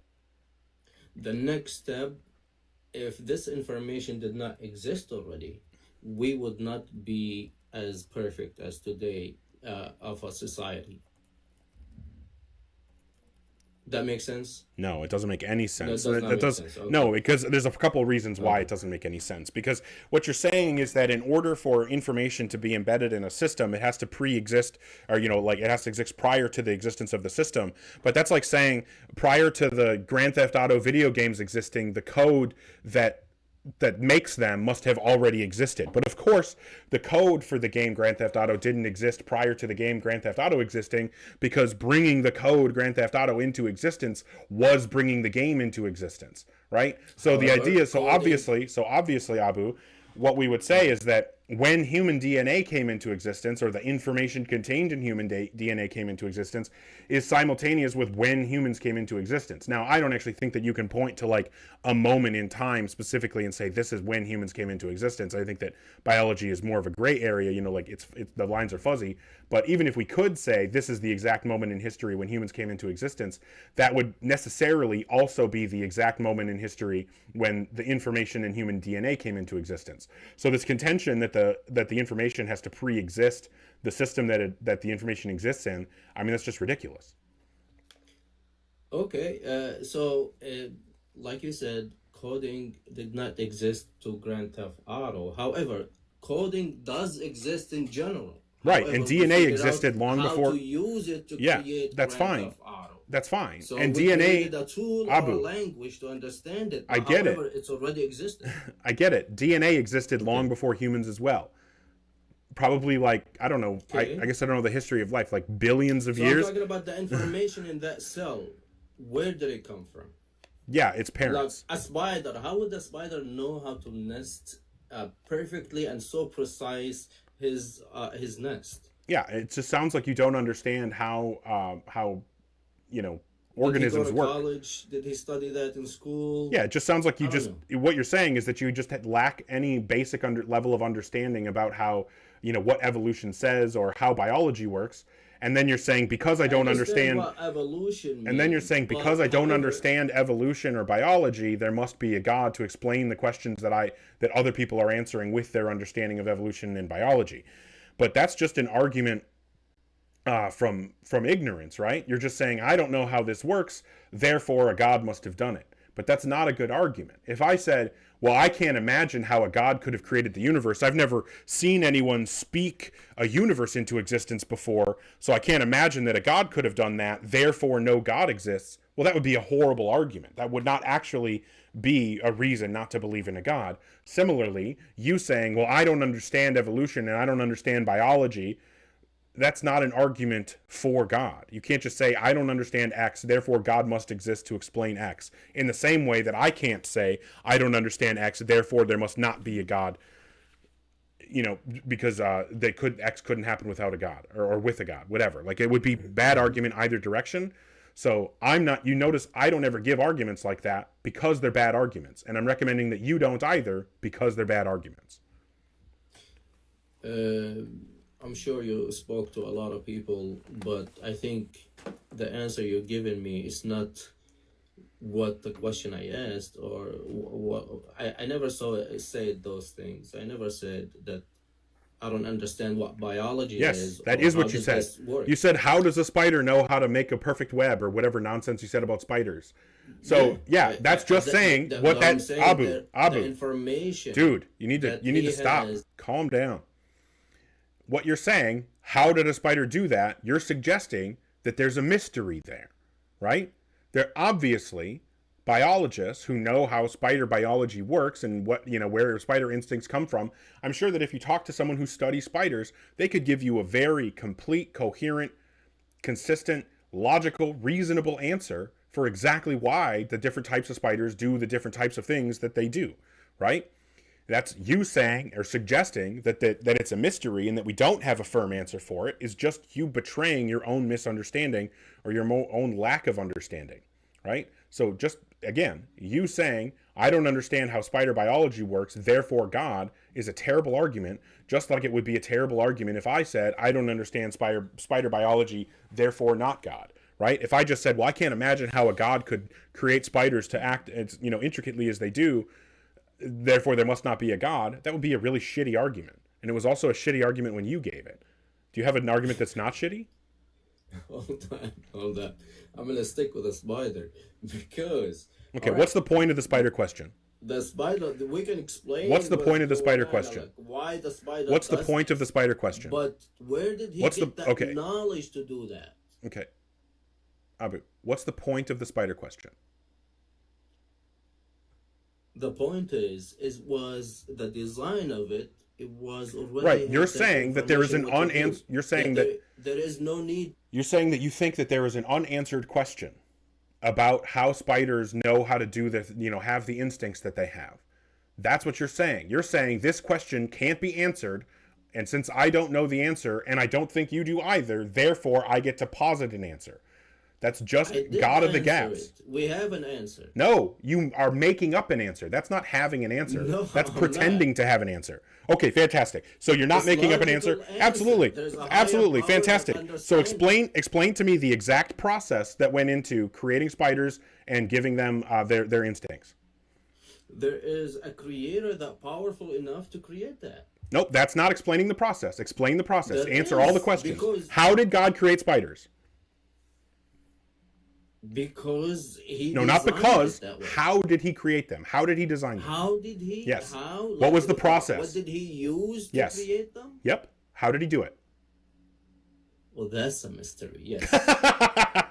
See, exactly. All you've Yeah. done is you're saying, I don't know. Why? Because You're saying, I don't know the answer to this question, therefore I'm going to answer it with this other thing. And as soon as we ask even just a couple questions about the other thing that you posited, we realize all you did was move your unanswered question back a step. If you can't answer how God did it, then your answer is no better than the non-answer you think that I would have for spiders. Now, again, obviously there are biological answers for how spiders get their instincts and how they can do what they do, whatever. But I'm not a biologist, so I'm not going to pretend to know about all that. The point here is you're just asserting that naturalism can't answer this, and so God must be the answer. But then you're not able to answer it either, Abu. So you don't have an answer to this. And it sounds like you don't have anything better than this, so I'm just going to move on and hope that someone actually has some kind of argument worth listening to. Okay. Ugh.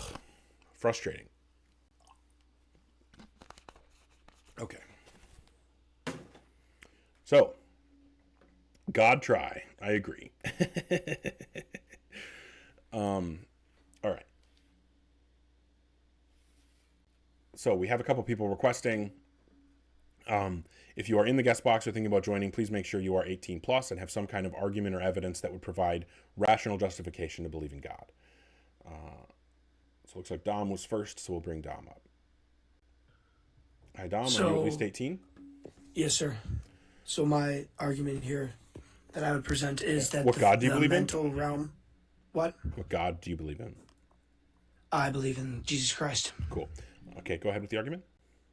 So my argument would be that the mental realm that you and me both think in and exist in isn't accessible through the physical, meaning that to enter this mental realm, something must have allowed us to transfer physical energy into a different dimension that we are not able to access physically. Yeah, so meaning there has to demonstrate be that there's a divine mental creator. realm that's separate from the physical realm. Yes, meaning we are not able to access No, it physically. demonstrate. Do So you understand what I'm asking you to do? What? Demonstrate that there is a mental realm that is separate from the physical realm.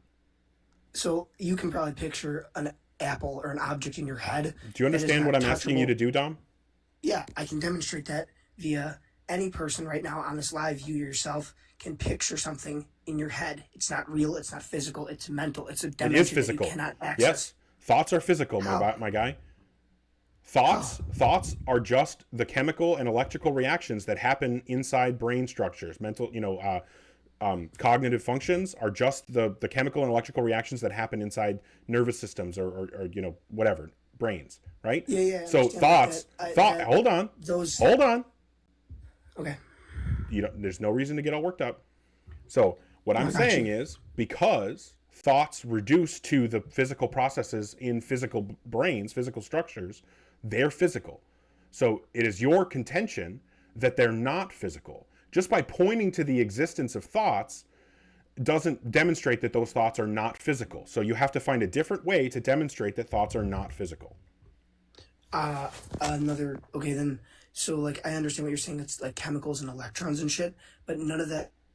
Like if you look at that, it's not an apple. yet you're picturing said apple. That has Like, nothing you to can't do with create it. There's the no apple in reason why. existence. There's no should think that a mental representation of a thing should actually resemble the thing that it's a representation of. That doesn't make any sense. So I'm going to ask you one more time to provide some kind of actual demonstration that the mental isn't physical. And if you're not able to answer with an actual, even a legitimate attempt, I'm just going to take it as a concession that you know that you're wrong and you just don't have the balls to admit it. I might be proven wrong, and I can accept when I'm wrong. But I'm just saying, like, I know what you mean. It's electrons and chemical reactions and shit that makes us picture the apple, but the No. apple does not exist, No. and the electrons aren't said That's not apple. what I said. You straw man my position.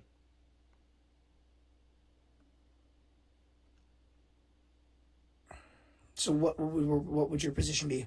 Okay. So you're saying that you weren't listening, right? No, you said that thoughts are physical because of the chemicals in our brain that make us think the thoughts. Nope. Then what was That's your not what I position? said. I said the thoughts are the chemical and electrical reactions. They Yes. are. I'm not saying that chemical and electrical reactions create thoughts. I'm saying chemical and electrical reactions in brains are thoughts. Then where is that apple in those chemical reactions? Because And, can and how see did it I in my respond to mind. that? How did I respond to that? I already gave you the answer. I don't understand, bro. Okay, so it sounds like you're just not paying attention, and this is why you still hold to this ridiculous view, because when people tell you the problems with the view, you just ignore it. I'm going to tell you the problem again. Are you going to listen? I'll try my best. Okay. There is no reason why we should think that the mental representation of a thing should actually resemble the thing that it's a representation of. But I can see the resemblance. Did you hear what I just said? Yes. Okay. There's no reason to So believe what it did I resembles say? that, but we can address that resemblance, but with our own reasoning. Like, things that resemble physical things can be pictured in the non-physical. Like, you can see the resemblance. That's just begging the question. All you're doing is begging the question. Do you want to actually give a legitimate argument, or do you just want to assume that you're correct and refuse to listen to any critiques of your position? I'm trying, bro. I'm trying to listen to what you're saying. So you need to actually address the things that I'm saying then, okay? And what I'm actually saying is that we have no reason to think that the mental representation of a thing would look like the thing looks, right? So what is the reason why we should... That's not a why. Why would we have no reason to think that? It is a why. No. No, you're supposed to be giving reason to think that. That's your dialectical burden. Your position, Dom, stop. Your position here is that there is a difference between the physical and the mental. It's your burden. In order for me to have reason to accept that, it's your burden to support that. I'm saying you have not provided a reason why I should think that a mental representation of an apple should look like an apple. Why should I think that if we were able to find the mental structures that are creating the chemical and electrical reactions that create the mental image of an apple, why should I think that those chemical and electrical reactions should resemble an apple? Because you can't know it. You can't think that if someone else is thinking about the apple. But if you yourself right now were to picture the apple, you would have the reason yourself because you just pictured it and you can see it. Okay, so what you're saying is that if we were to open up, do you play video games? I do. Okay, what console? PC. Okay, and what game are you playing recently? Big Siege guy. Big R6. I don't know. I'm sorry. I don't know anything Rainbow about Six games. Siege. Siege. Okay, I didn't know if like Big Siege was a game or Big Siege Guy was a game. No. I'm ignorant, so I apologize. Okay, you play Rainbow Six, right? Yeah. Okay, fantastic. I read that book when I was a kid. Anyway, that's the most I know about those video games. Anyway, okay, here's the point. So if you were, let's say, I assume that you play on a desktop with like a tower. Yeah. Okay, and that tower has like a processing unit in it, right? Yes. Okay. Do you think that while you're playing Rainbow Six, that if I was to open up without disconnecting anything, if I was to open up that tower and if I had some way of pulling the processor out and opening it up while the program was still running, do you think that I should expect to see the characters and the items in the game inside the processor? Of course not. Okay, That is fantastic. still So what you're proving- saying, Dom, is that the game itself is non-physical then, right? You're saying that it exists Yes. and it also exists in a mental realm? Yes. Okay, so you're I mean, at least it's consistent, but holy fuck is it stupid. So what you're saying is that you think that also computers also have access to this like other dimension, this other I non-physical wouldn't say dimension. that. I think the example between a computer and a brain is very different. No, because no, computers you can't just feel said that emotions. the game exists in a non-physical realm. I'm sorry, I misspoke. I misspoke. The game does not exist. It's radio waves being passed around. But Okay, the so difference so between tell a me, computer and tell a me, brain- tell me why it is that when I look inside the processor while it's running Rainbow Six, I don't see any of the characters or environments or items. Well, the Tell me same why reason that If is. you cut my head open and looked at my brain, you couldn't see what I'm imagining. Right. So what you're saying is that, but the explanation you have for that is that because those thoughts are actually happening in another mental realm. So it sounds like what you're saying is that the computer programs that run, like Microsoft Excel or like TikTok Studio that I have open on my computer right now, must be running in like actually existing in some extra dimensional mental realm, right? I know what you're trying to get at here. No, but I just disagree answer the with question. computer. I disagree. Does with- TikTok Studio, does Rainbow Six Siege, does that exist in this mental realm? Yes or no? No. Okay, now because you've the brain defeated and your the own computer are argument. different. What you've done is There's no- defeated your own argument. All we're saying here is that the brain is processing information and creating representations. Those representations shouldn't be expected to actually but the resemble. difference Hold on, is I can Dom. see the video game. Dom, you need to stop. Obviously, in the same way that our mental representations appear in our imaginations as, like similar to the object that they're representing, but they don't appear in our actual brains as similar to the object they're representing. That's the same as the way that a processor is able to send signals to a monitor to represent what's happening in the game, but what is happening in the game isn't actually represented in the processor, right? So there's just a disconnect here, and the disconnect is you don't understand how thoughts work, and because you don't understand how thoughts work or how like processing works, you're just jumping to this conclusion that something non-physical must exist. You have no justification for that as far as I can tell. So do you actually have justification, or are you just gonna do this question baggy thing where you just assume that there must be a mental realm? You can unmute yourself. You are seeing the when you play a video game, you are seeing the video game on your monitor as Yeah, well. just like I see the That's thing in my physical realm. imagination. Yes, Yeah, exactly. Yeah, but the thing in your Right, but where's the imagination isn't in processing physical. happening? Where's the processing happening, Dom? Where's the processing happening? Can you let me finish? No. Where's the processing happening? Just let me finish. No. Just let me I already finish my told you rebuttal. no. Where's the processing happening? For the game or the brain For the game. in the computer. Okay, right. And so there's an apparatus in the computer for it to process it and then for it to display Yes. it in a way we can understand, right? Yes. Okay, fantastic. Our brains But the also, Dom, our brains also have that. Our brains have understand. Stop. Our brains have the ability to process concepts, and then it also has the ability, our brains also have the ability to represent those concepts to us in a way that is similar to how we would experience them if we were actually experiencing them. There is no reason for me to think that there's a difference between how a game is processed in a processor with nothing non-physical involved, and it's able to be represented on a monitor with nothing non-physical involved. There's no difference between that versus my brain processing concepts with nothing non-physical involved and showing a representation of that to me, to my imagination, with nothing non-physical involved. If you're saying that something non-physical must be involved, you need to demonstrate that. Okay, Can you I'd love demonstrate to. that? I'd love to demonstrate it. So let's take the game to start right here. So the monitor is displaying lights that you can see with your eyes. Those two things exist in the physical realm. Nope. When your brain You're misunderstanding the analogy. do the lights not exist You're, in the physical realm. you're misunderstanding You the can touch analogy. the monitor. You're misunderstanding the analogy. Yeah, but analogies aren't always the answer. If you take it at face Okay, value, but the if you're monitor is trying, real. if you're going to try to engage with the analogy, you should actually engage with the analogy itself and not create some like straw man bastardization of the analogy because that's easier to argue against.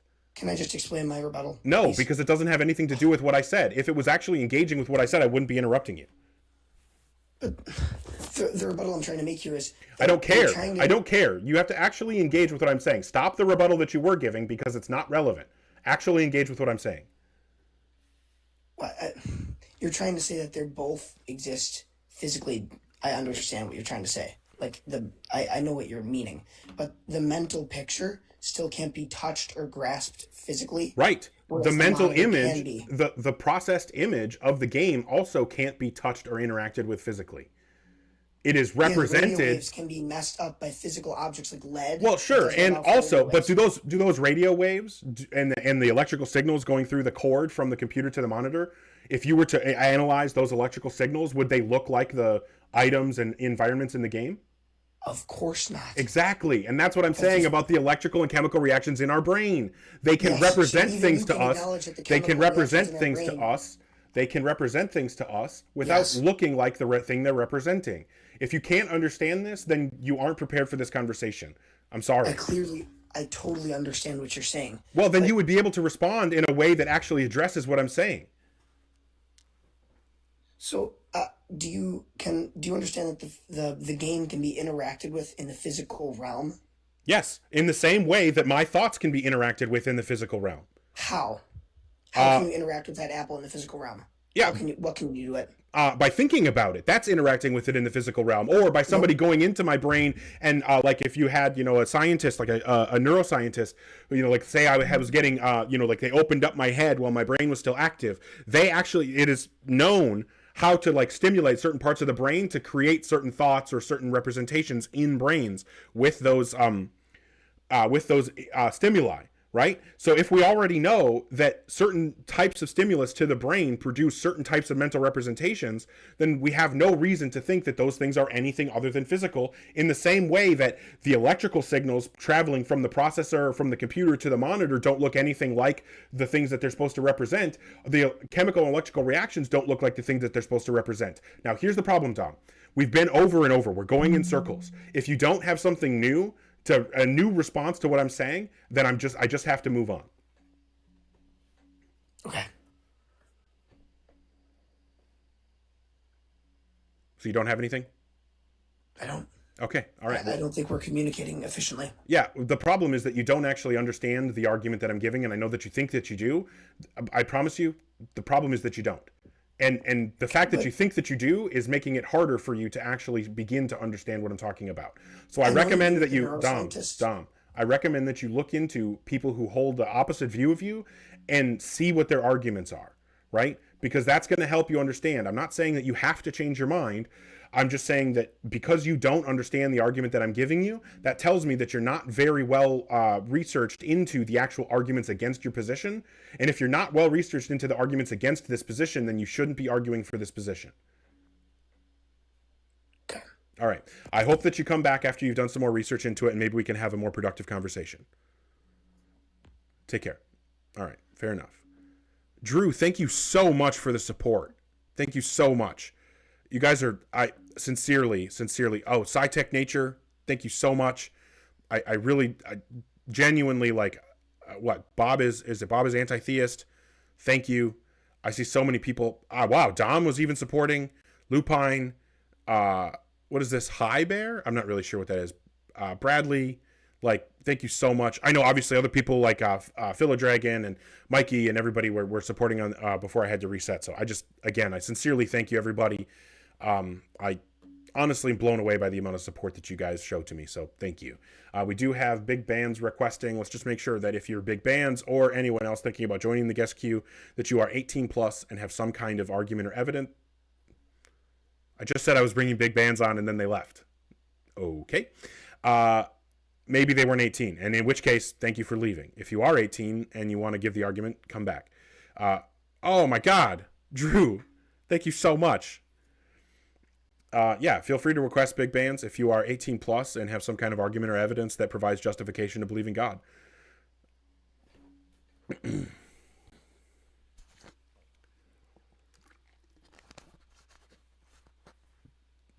Still nobody requesting. It sounded like you were going to request back up big bands, but you're not here.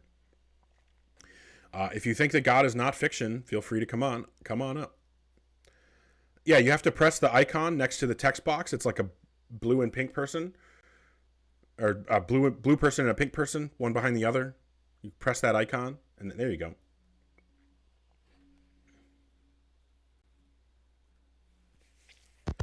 Hi, big bands. Yo. Are you at least 18? Yes. Can you hear me? Yep. And what God do you believe in? I believe God the Father, God the Son, and the Holy Spirit. Okay. 3 in 1. That's what I believe. Take that to mean you're Christian? Yes. Cool. What would you say is the best argument or evidence that would give us rational justification to believe in God? Well, there's multiple, but to start, I want to ask you, if there is no God, then what is the purpose to life? The objective purpose, not subjective. There isn't one. What's the best argument or evidence to believe in God? That doesn't, what I'm asking you is that if there isn't, I guess I'll say, we'll continue off that. If there's no objective reasoning. Okay, this has nothing to do with whether or not we should believe in God. What is the best argument or evidence that gives justification to believe in a God? I don't do this Socratic bullshit. Just give the argument. All right. If there is no God, then that means there is no purpose in living. I want to ask you, if there is no God, and then what gets us to God from there? If there is no God, there's no purpose. Okay, what's next? Well, if there is no God and there is no purpose to living, that means all we do has no meaning. Meaning this entire argument has no meaning. But to extend upon that... Okay, and then how do we get to God? You keep going until you get to therefore God exists. But to explain, there's multiple other problems. Big bands. Do you understand what's happening? Do you understand what your burden is here? What you need to do, don't veer off topic until you've gotten to therefore God exists, and then I'll respond to the argument. All right. Can I finish what I have to say? Yeah, as long as you stop veering off topic, as soon as you do that, I'm going to interrupt again. All right. If there is no God... Then there's no purpose. If there's no purpose, then everything has no meaning. What comes from there? If there is no meaning, then how did we come to existence? That's a question. You're supposed to be giving an argument. If there is no meaning, then what? Well, that was my argument. If there is no God... God... That's a question. Do you understand the difference between a question and an argument? I said that there is no God. Do you understand the difference between a question and an argument? My statement was... Do you understand the difference between a question and an argument? You're not hearing it. Do you understand the difference between a question and an argument? Know what? Yes. Okay, fantastic. So I'm not asking you to ask me questions. I'm asking you to provide an argument. So we've got, if there's no God, there's no purpose. If there's no purpose, then everything has no meaning. If there's no meaning, then what? You know what? Let's switch this and do a different gear. Here. How about this? If there is no God, then how did we come to existence? You realize that's a question again, right? The question is, or excuse me, the answer is that we shouldn't. There. Okay, so give the argument that ends with, therefore God exists. Because the very first thing in existence could not have existed without an omnipresent, omniscient, and omnipotent person. In other words, you have to be outside of the universe in order to create it. Okay, so you're saying that in order for the first thing that ever existed to exist, there would have to have already been a God? Yeah, someone outside of time. Sure. Does God exist? Yes. Did God exist in some prior sense to the universe, either temporal or non-temporal? He's outside of time, so yes, because he's omnipresent, he consistently and always will exist. Right. He's outside of time. Uh-huh. And so was he, like, in your opinion, the first thing that existed? First thing in existence, yes. Okay, fantastic. So here's what the argument that we're going to give, because you said the first thing in existence couldn't have existed without, we'll say, a God to create it. And then we're going to say God was the first thing in existence. So our only conclusion that we can draw is that God, well, we can just do this. That was the first thing in existence. There we go. So your argument leads us to the inescapable conclusion that God couldn't have existed without a God to create it. How? Where did you get this conclusion? Well, because it follows directly, because what you're saying is that whatever the first thing was that existed, it couldn't have existed without a God to create it. Then we were able to conclude that God was the first thing in existence. And well, what do we already know about the first thing in existence? Well, it couldn't have existed without a God to create it. So that must apply to God, since God is the first thing. So what we're saying here is that it's something like A is B, and then 2, God is A. So the conclusion, God is B, right? That's the argument that this is what is entailed from your position, that the first thing in existence couldn't have existed without a God to create it. Okay. But what I'm confused here is that, do you know what omnipresent means? Why don't you actually respond to the argument that I'm giving you? I'm about to do so, but I'm going to ask you, do you know what it means? I need you to just respond to the argument without questions. Here's the thing, Big Bands. If you instead of responding to the question and giving a decisive overview of your point and explaining your position to me, if instead of doing that you ask a question or change the subject, I'm just going to take that as an implicit admission that you know atheism is true and you don't actually have a reason to believe in God. So now that you know the parameters moving forward, what is your response to the argument on the screen? This conclusion does not work because God is omnipresent. If God That's was not okay. Well, since that wasn't actually a response to the argument, I take that as the implicit admission that you know atheism is true and you don't have a reason to believe in God. Thanks for playing. I made it very explicit. Either you engage directly or I take it as an admission. He couldn't engage directly. Disney movie. I don't know. Mulan, probably. Please stop with the all caps. So, yeah, obviously the argument that guy was giving leads us to the conclusion that God must have been created by another God. If God was created by another God, he's not ultimate. If God exists, then God is ultimate, so God doesn't exist.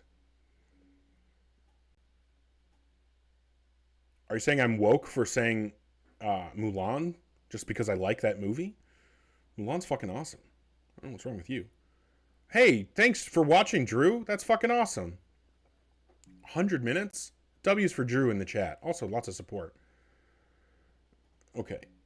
So it looks like we have a few people requesting. If you're requesting, please make sure you're 18 plus and have some kind of argument or evidence that provides justification to believe in God. Hello. Hi, are you at least 18? I am. I'm 25 years old. Cool. What God do you believe in? The God of Abraham, Isaac, and Jacob. The God of Christianity. Oh, okay. I would have assumed that you were Jewish saying that, but okay, fair enough. Thanks for clarifying. And what would you say is the best argument or evidence that would give us justification to believe in a God? I'll give it's a very classic argument. It's called the Kalam cosmological argument. Fantastic. Premise 1 I've got it. Commonly given. Yeah, everything that begins to exist has a cause. The universe began to exist, therefore the universe has a cause, right? Exactly. Yeah. Okay. So how do you want to approach this? Do you want to spin our wheels for an hour with you pretending that you can support either of the premises, or do you want me to give a counter argument? It's a deductive argument. So if the premises are true, the conclusion logically follows. Yeah, but you'll never be able to support either of the premises. Which of the premises do you think that you have the best ability to support? The universe began to exist. Fantastic. And how would you demonstrate that the universe began to exist?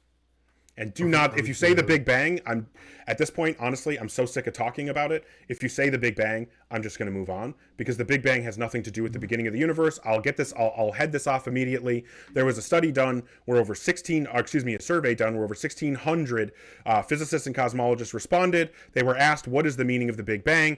The 68%, the almost 70% response from over 1,600 physicists and cosmologists, the Big Bang is a hot, dense state, which may or may not correspond to a beginning of time. The Big Bang gives us no reason to think that time had a beginning. Okay, so since the Big Bang says nothing about the beginning of the universe, we know that we're not going to talk about that while we're talking about the beginning of the universe. So now that we've gotten that out of the way, and I know that you know that if you bring up the Big Bang, it's an admission that you just don't understand science and don't actually have a way to support this argument. So what is the support for the premise that the universe began to exist? I'll give a similar argument that has two premises and a conclusion. The first premise is that if the universe did not begin to exist, then it would have existed for an infinite amount of time. Premise 2, I guess it'd be easiest to give it in three premises. But premise 2 is, if the universe existed for an infinite amount of time, then there would be an actual infinity that exists. Premise 3 is an actual infinity cannot exist. Therefore, the universe has not existed for an infinite amount of time, and therefore, the universe began to exist. I can't type that fast. Um, And conclusion, the universe began to exist. Okay, so what is the support for premise 3? and premise 3 is that an actual infinite cannot exist? Yep. So this would be a intuitive understanding of the paradoxes that involve whenever an actual infinity starts, or whenever an actual infinity is claimed to have exist. You know, I think this is not a logical argument. Nope. That's what you need to give. You need to give a demonstration, some kind of logical or mathematical or some kind of actual demonstration that an infinity cannot exist and an actual infinite thing can't exist. Yes. Not just like an intuition pump. Because here's the problem. Because most people will go to like Hilbert's Hotel or some bullshit like that because they think that because infinities are counterintuitive, then that must give us reason to not believe in infinities. But that's just what that's showing is actually just a problem with our intuition in relation to infinities. That's not showing that there's a problem with infinities, right? So what you need to do is not appeal to our intuition. You and I have never interacted with an actual infinite, so we should not expect our intuitions about infinites to be reliable, right? So we need to instead point to something that would be a reliable indicator about whether or not actual infinites can exist. So what would that be? Sure, okay. Premise 1 is that an actual infinite cannot be created by successive addition. Premise 2 is that if the universe existed infinitely, then an infinite amount of time would have been created by successive addition. Oh, no, I just reject that. This is a presentist view. I'm an eternalist. So you need to give an argument that you either need to support presentism, which, by the way, you'll have to reject physics to do that, or you need to give an argument that works for eternalism. So, so your options are to reject all of modern physics or give an argument that applies to eternalism. Are you claiming all of modern physics is eternalist? No, I'm saying that the only way to reject the eternalist view is to reject modern physics, because the relativity of simultaneity shows us that presentism can't possibly be true.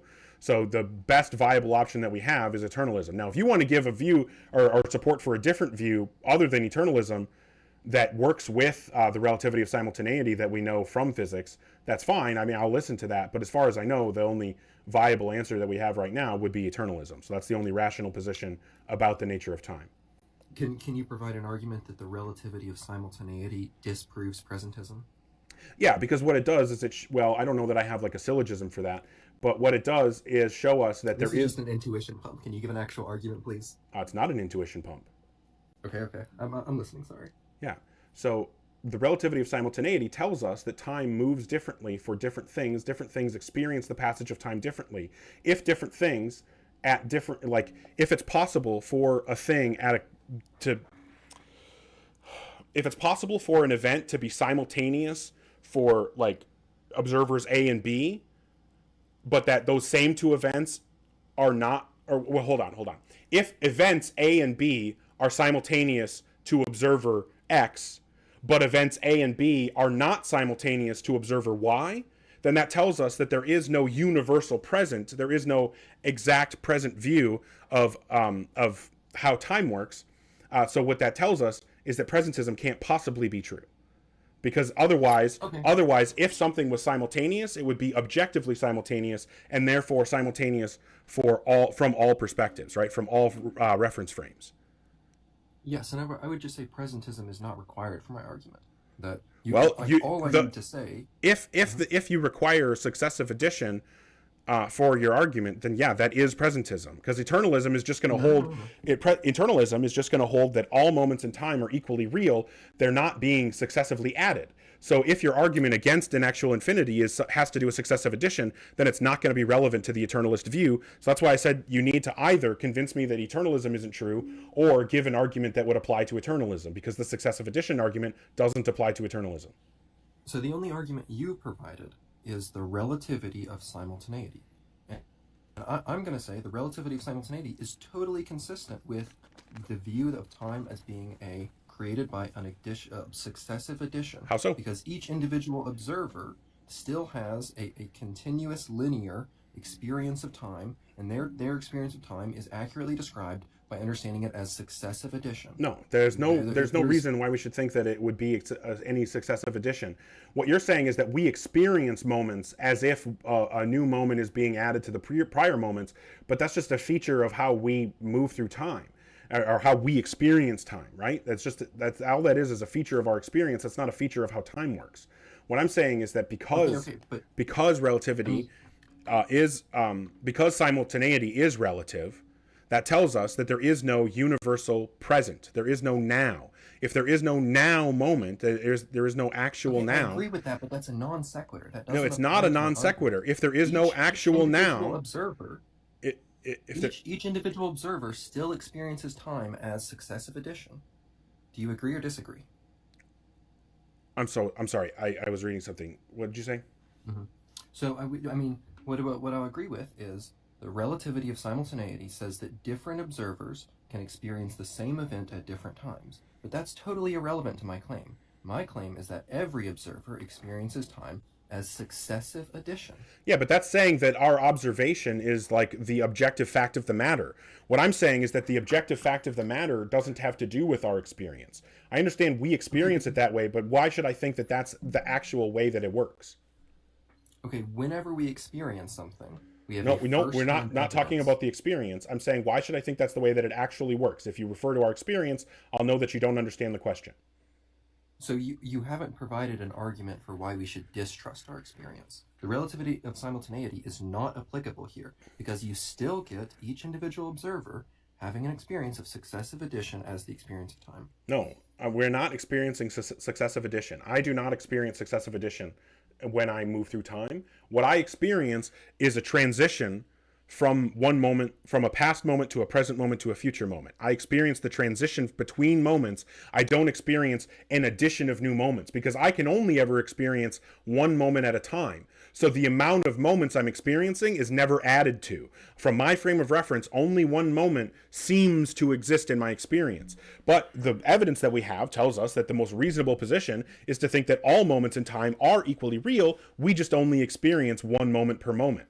Right? But because we know that there is relativity to simultaneity, that tells us that there is no objective present moment. We experience present moments because of a feature of the way that we experience and interact with reality, but that doesn't have anything to do with whether or not there actually is an objective present. If there isn't an objective present, then there's no reason for us to think, and you know what, honestly, even if there was in like this eternalist view, this like block universe view, there was like, even if you could say that there's like some frame of reference or some like objective frame of reference from which there are clearly many frames of reference. Yeah, but there's no objective frame of reference, right? There's no like universally preferred frame of reference. And even if there was, and there was like a present moment for that, that still wouldn't make it a fact that like time is successive addition. Because what I'm saying is that all moments in time are equally real.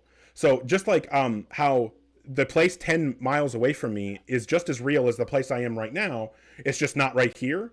Well, if I move from this place through all of the locations between me and the place 10 miles away from me, I didn't experience successive addition of new locations and like have to add a bunch of new locations to reality in order to get from where I am to 10 miles away. I've just experienced a transition through spatial reality, right? I've transitioned from this spatial location to this spatial location to this spatial location. Similarly, temporally, I'm experiencing moving from this temporal location to this temporal location to this temporal location, but just the same way that moving through space doesn't require successive addition, moving through time doesn't require successive addition either. So now that we've put successive addition to bed, what is an actual argument for... You can't just tell me that we put successive addition to bed. Oh my God, I thought that you maybe were a like halfway reasonable person. I'm sorry for assuming that about you. Okay, when you're in a debate or an argument, sometimes you don't just get to have a rebuttal and then say, okay, now that argument's dead. I'm so sorry for thinking that maybe you had some degree of rationality to you. My mistake. Okay. So it seems like you give a lot of descriptions of your personal experience and say this is not successive addition, and all of that sounds exactly like successive addition. It's not. Okay, so you're telling me that I'm adding locations to reality when I travel through space? Can I get a chance to respond? So you're telling me that I add locations to reality when I travel through space? No, you don't add locations. Okay, fantastic. So it's not successive addition. Okay, now you're just straw manning me. Would you like to hear my position, or would you not like to? I mean, so far, based on how dumb it's been, I'm getting pretty fed up with it. But maybe Catholic Thinker can help get us both on the same page here. He's someone who he's called Catholic Thinker because he's a Catholic. However, I've brought him up here as to maybe try to be. He's come up here before to help be a little bit of a mediator because he, I think, has a better understanding of where I'm coming from than you seem to, and he probably has a better understanding of where you're coming from than I do. So I'm hoping he can bridge the gap. So, in regards for like this is one of the things as to what I am not convinced of, like the Grim Reaper paradox, or at least why it's not a defeater to the infinite time problem. To be clear, I've not brought up the Grim Reaper paradox yet. Yeah, I wasn't saying that like you did, but that's usually one to try to explain the issue with the infinite time problem, because every single complaint about the infinite time problem is pointing to the idea of the transversal issue. But you have an infinite plane, an infinite line. You can give Hilbert's Hotel arguments that aren't bitraversal. Sorry, I don't mean to interrupt. Yeah. So you have an infinite field, an infinite plane, and there's an infinite line. However, we pick an arbitrary starting point, and we try. So, like using the number line, I arbitrarily pick the number 10, and then I move from 10 to 11 to 12 to 13 to 14 to 15, and then I stop at 16. Even though there is still an infinite number of numbers before 10. And an infinite number of numbers after 16. Because the time that I'm traversing is finite, there's no problem with my today. So even if time in and of itself is infinite, we are experiencing it in a finite sense. So we come into existence in this arbitrary point within this infinite time scale, and we're now moving along it in a finite period. So even though the time itself may be infinite, we ourselves are experiencing finite time. Yeah, I mean, I would agree with most of that. I just think it's totally irrelevant to my argument. What you described as a traversal from 10 to 16 that is clearly a finite traversal. What I'm saying is impossible is traversing from 10 to infinity. Yeah, but nobody is suggesting that has to happen. That doesn't have to happen. Yeah, exactly. I think if the universe is infinitely old, then the universe has traversed an infinite amount of time. No, the universe is the plane that is infinite, so to speak. We are an infinite number of points within that plane that are having relations with each other. And so because we're an infinite number of points, we are, quote unquote, spreading, even though we are only covering a finite amount of that space, of that time. So the universe itself is not traversing, especially if you hold to B theory. All of time is real. So it's not the case that the universe itself is traversing through time because there's nothing to traverse. It's just the entire field in and of itself. We're the ones traversing through time, but we're only traversing through a finite set within that time. Yeah, it's the reason that the counting example works is that we can say that there are infinite negative numbers prior to 0 and infinite positive numbers after 0.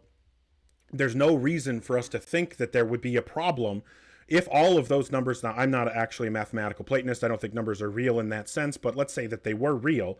If numbers were real, like moments in time seem to be real, then there would be no problem with something coming with starting counting at an arbitrary point on the number line and then continuing to count for whatever distance and then stopping. You could have that, you could traverse that finite length of that infinite timeline, or that, well, not timeline, of that infinite number line without any problem, right? Nothing has to traverse infinite time, right? Like I'm not saying that anything has to traverse infinite time. What I'm saying is that infinite time could exist, right? You could have an infinite amount of moments prior to now and an infinite amount of numbers subsequent to now, without there would be no issue to that if they're all equally real. Like, for example, like let's say on the globe, if I was at the equator and I went due east, how long could I go before I reach the edge? I could go infinitely, right? Before you reach the edge of what? Well, before I reach the end, like before I can't go any more east. Yes, you can go in circles for as long as you want to. Right. Certainly. So because it's possible, if someone was hold on, if someone was able to traverse an infinite amount of distance, they could continue going around the equator infinitely. But that just because that's the case doesn't mean that it's now somehow impossible for someone to begin traversing the equator at one point and stop traversing the equator at another point. You can travel a finite distance around the equator, even though it's possible to do that infinitely. The fact that we say that there are, whatever, like you could say an infinite number of, oh, you know what? There's a much easier way to just respond to this. Do you know what Zeno's paradox is?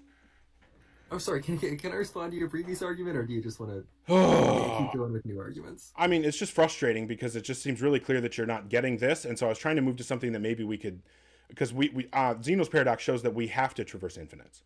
Okay, just really quickly. My claim is not that you can't keep traversing the Earth forever. My claim is no matter how many times you traverse, you'll never get to the infinity traversal.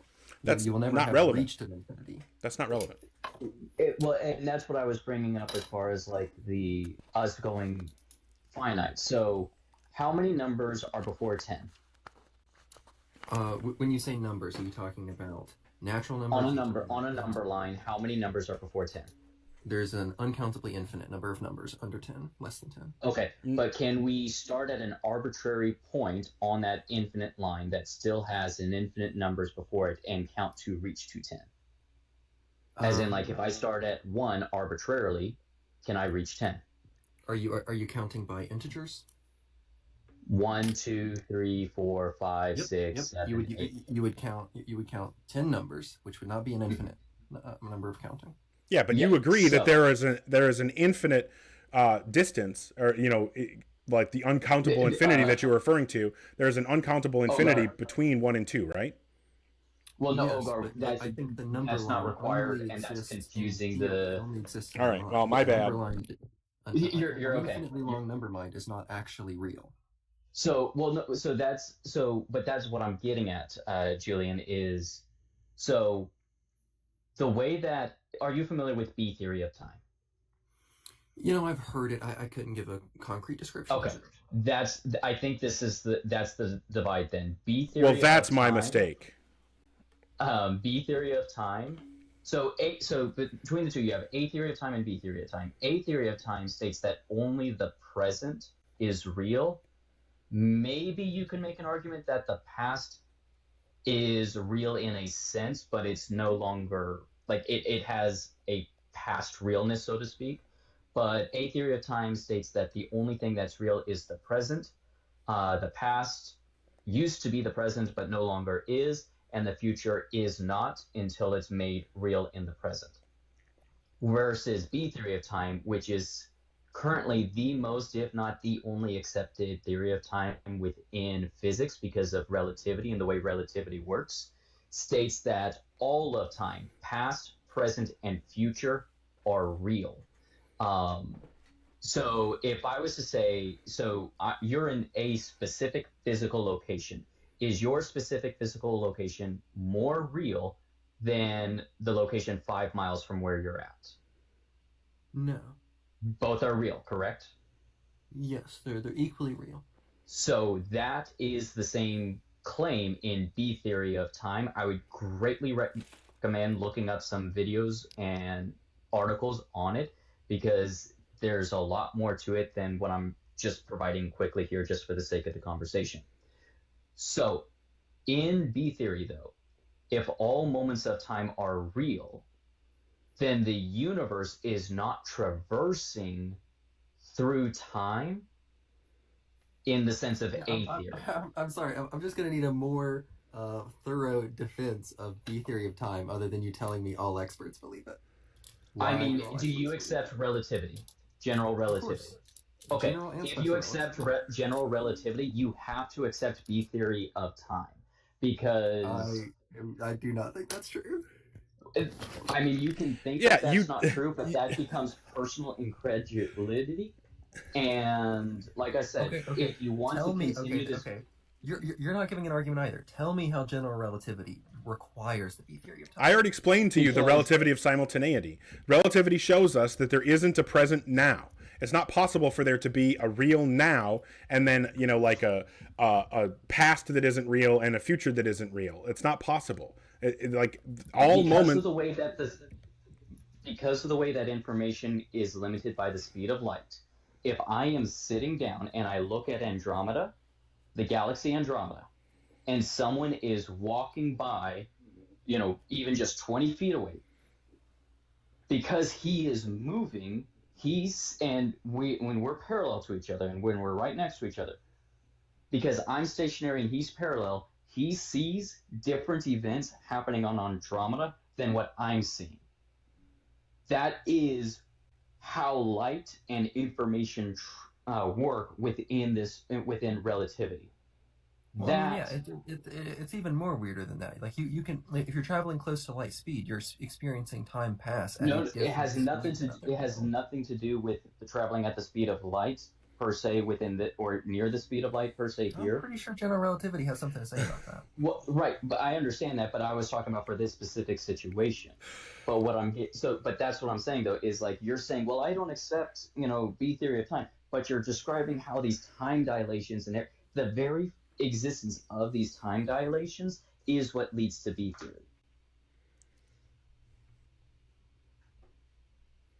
Yeah, it just sounds, Julian, like you just don't understand the entailments of relativity, and that's fine. But that was the mistake that I made earlier in the conversation, was thinking that you had some idea what you were talking about, and I apologize for making that mistake. But because you don't understand how... Can I give an independent argument because you before you kick me? What do you mean by an independent argument? Like an argument that does not rely on either A or B theory of time. Well, I mean, I was asking you for that for so long, and the fact that you're now saying that you have it and could have given it forever ago and avoided this whole derail into bullshit that you don't even understand well enough to discuss, like, that's pretty frustrating. Yeah, this really just feels like an appeal to authority. You're not giving me the actual argument. You're just saying you don't understand. Well, and part of it is because Ogar and myself are not physicists who would be able to give it. But you're the very fact of the sure matter, that general relativity requires a B theory of time. Yes, because we listen that's to what- what the people who have the education and experience have to say. Here's the problem. I know that you're trying to say that this is some kind of like fallacious appeal to authority, but that's not what an appeal to authority is. So an appeal to Right. authority would be like saying, Steve Irwin was really a fallacious appeal to authority would be saying Steve Irwin was a really, really nice person, and he was really, really knowledgeable about animals and nature conservation. He believed in God, therefore God must exist. That would be a fallacious appeal to authority, because obviously his level of knowledge and expertise and how nice of a person he was has nothing to do with whether or not his belief in God is correct. However, if I said Steve Irwin is at the time when he was alive, was a preeminent figure in conservation of nature and wildlife, and then he says, based on his research and all these things, that these are the best paths that we could take in order to maximize the chances of helping the animals that are endangered, I think that gives us pretty good reason to think that maybe that's the case, and that if we wanted to challenge him, we probably shouldn't be trying to challenge him ourselves without knowledge in that field. We should be looking to other people in that field to see whether they agree or disagree, and if other people with similar levels of expertise disagree with him, well, then we need to look into what the disagreement is. However, if we look into it, and almost ubiquitously across all of the people who have that similar level of expertise, they all endorse the exact same actions and say the same things about what is good and what is bad in terms of conservation, well, I think that we then have very, very good reason, regardless of our own understanding or lack thereof, we have very good reason to think that is the best course of action, and with the understanding that we could maybe find out later that they were wrong. That's what we're talking about here. I'm not saying because Steve Irwin or because, whoever, Keanu Reeves believes in B theory, you should believe in it. What I'm saying is that the people who have PhDs in physics and who understand relativity and its entailments, they're the ones who are by and large, across the board, like a large majority of them. I can't even think of a single PhD physicist. Can I give you one? Who holds to A theory. Okay, let me give you one. Is it an appeal to authority if I say George Ellis, a cosmologist and a co-author with Stephen Hawking in the journal General Relativity and Gravity, issue 38 in 2006, published Physics in the Real Universe, Time and Space-Time, where he defended an A theory of time. Is that an appeal to authority or no? When was it published? I'm sorry? 2006. Well, no, it's not an appeal to authority. It's just outdated information. We shouldn't be looking for stuff from 20 years ago. We should be looking at what the people who are the most knowledgeable in the field today say. Mm-hmm. What about when he published in 2010 Time and Space-Time with co-author Rothman? Yeah, how about something published within the last 2 to 3 years? Okay, can you give me a paper published in the last 2 to 3 years that defends the B theory of time? What I would tell you to do... hang on, you said time and space-time... Do you want the first one that I quoted from 2006? The second one, the most recent one. Time and space-time. Time and space-time, the crystallizing block universe.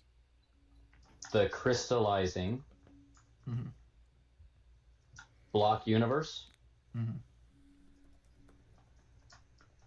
There's one even later than that. That I can quote for you. Hang on.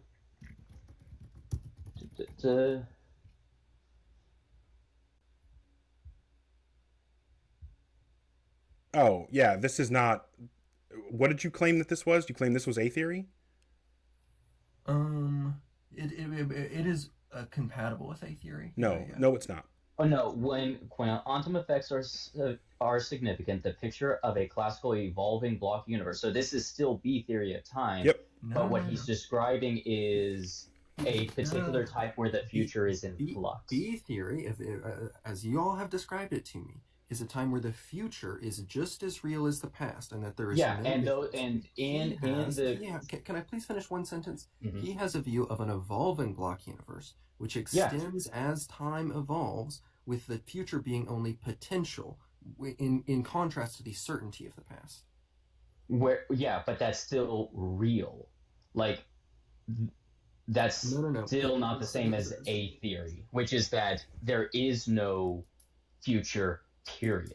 There is no past, period. Okay. The argument that I'm making is that a potential infinity can exist, in the sense that if I start counting from 1 and continue forever, I will potentially get to infinity. But you will never have an actual infinite. You will never, after counting for so long, the next number you say is infinity, right? That's exactly the same as he's saying. He is saying the future is only potentially real. The past is actually real. And that's fine. Like, even within block theory and B theory of time, you have physicians or physicists who disagree on whether there is a finite amount or an infinite amount. That's still undecided. The reason why I came up what here caused everything? is What was the seeds of, or my bad.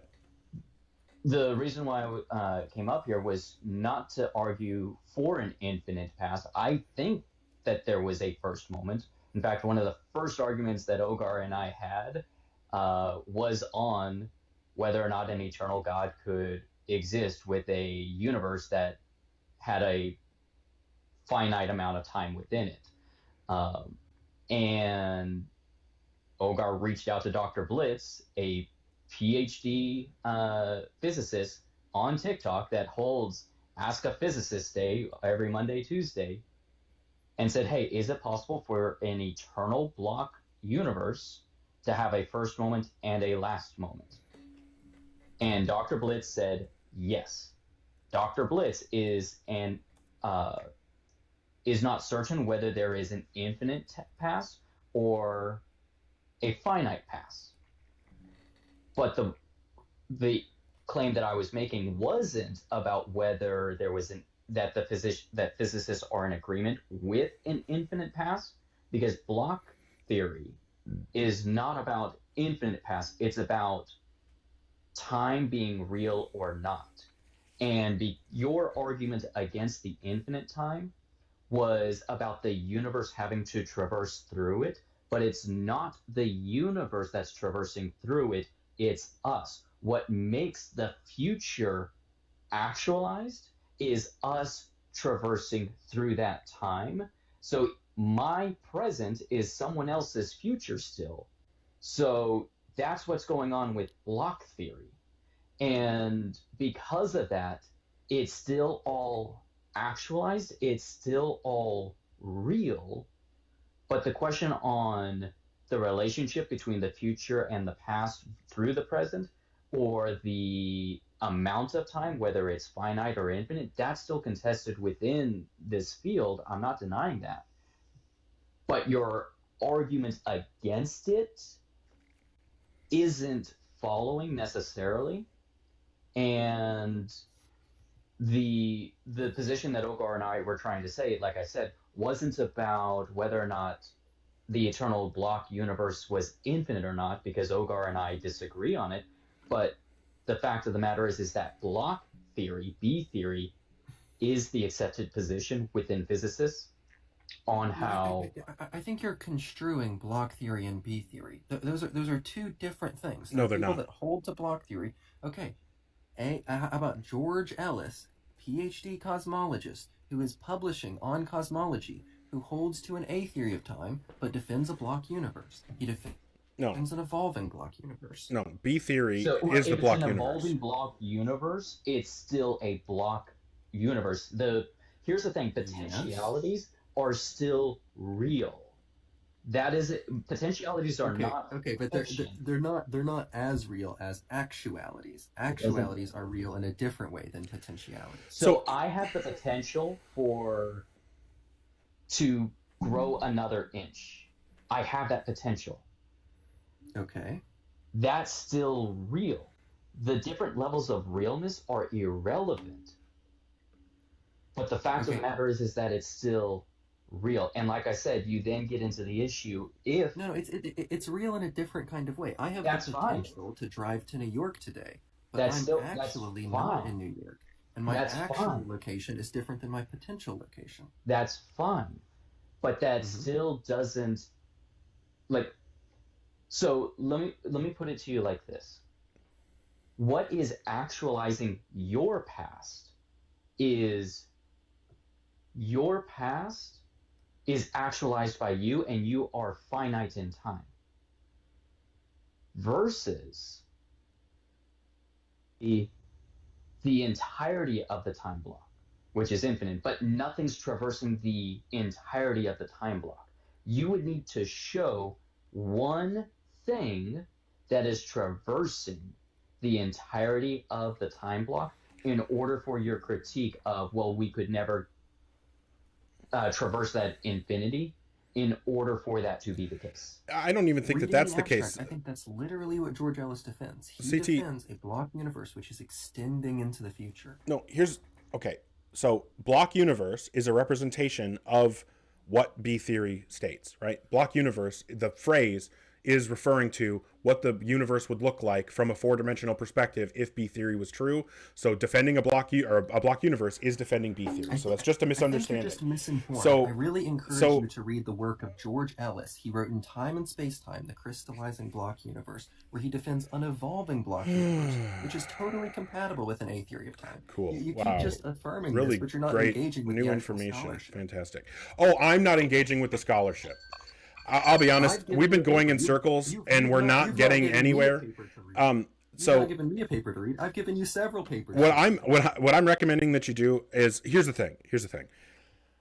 At no point have I been talking at all about trying to demonstrate something to be true. You are supposed to be giving the defense of your argument. Where we were at was that you said an actual infinity cannot exist. You're supposed to be defending that premise. You haven't defended that premise. What you tried to do was Okay, so yeah, just cutting me off is definitely the way to go when you're whining about being cut off before. So what I'm You saying, put me up a million yeah, times. exactly. So stop being a bitch about it. So what I'm saying is that you haven't done anything to support your position that an actual infinity cannot exist. You are just trotting out your misunderstanding of how time works, or your lack of understanding of how time works, or your lack of understanding about like what physicists have to say about how we think time works at the very Do you least. think George And Ellis is a okay, physicist? fantastic. So here's the thing, Julian. We're not making any progress. I would love to actually make progress on the substance. This is not a physics live. I'm not here to talk about physics. Can I give a different What I'm argument? asking you to do is to defend your position that an actual infinity cannot exist without appealing to intuition. Okay, can I back up and instead defend the previous premise that the universe must have had a beginning? No, you can, if you want to like go to a completely different argument than the cosmological argument. You know what, I'm not even going to do that. So here's the options. Here's the options. Here's the options. Cosmological argument. Yeah, I'm not going to do that. Here are the options. Either, if you want to continue talking about the cosmological argument, then you can defend that an actual infinity cannot exist. If you don't want to do that, I'm just going to move on because we're not getting anywhere. Okay. Imagine an actual infinity existed. So like, Is this an intuition pump? Because I specifically said without appealing to intuition. It's tough for me to know if it's an intuition pump. Maybe you can tell me. I'm I not think sure. anything that starts imagine X is an intuition pump. Julian, Okay, do you enjoy Thomas Aquinas and a lot of his arguments? Oh, because no. You had mentioned the cosmological.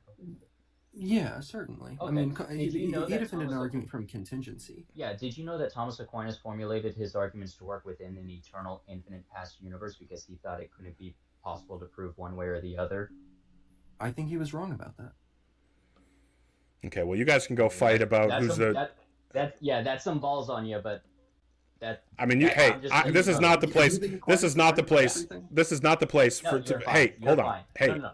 hey. This is not the place for an argument Okay. about who's better at gargling Aquinas's balls. But what I'm saying I is, was gonna drop it right there. That's like, fine. That was it. I was just trying to. all I'm asking where for, he was at, on that. all I'm asking for at this point, Julian, is some non-intuition based defense of your premise that an actual infinity cannot exist. Okay, so the form of the argument would say, premise one, if an actual infinite exists, then, if an actual infinite can exist, then Hilbert's Hotel could exist. Nope, this is an intuition pump.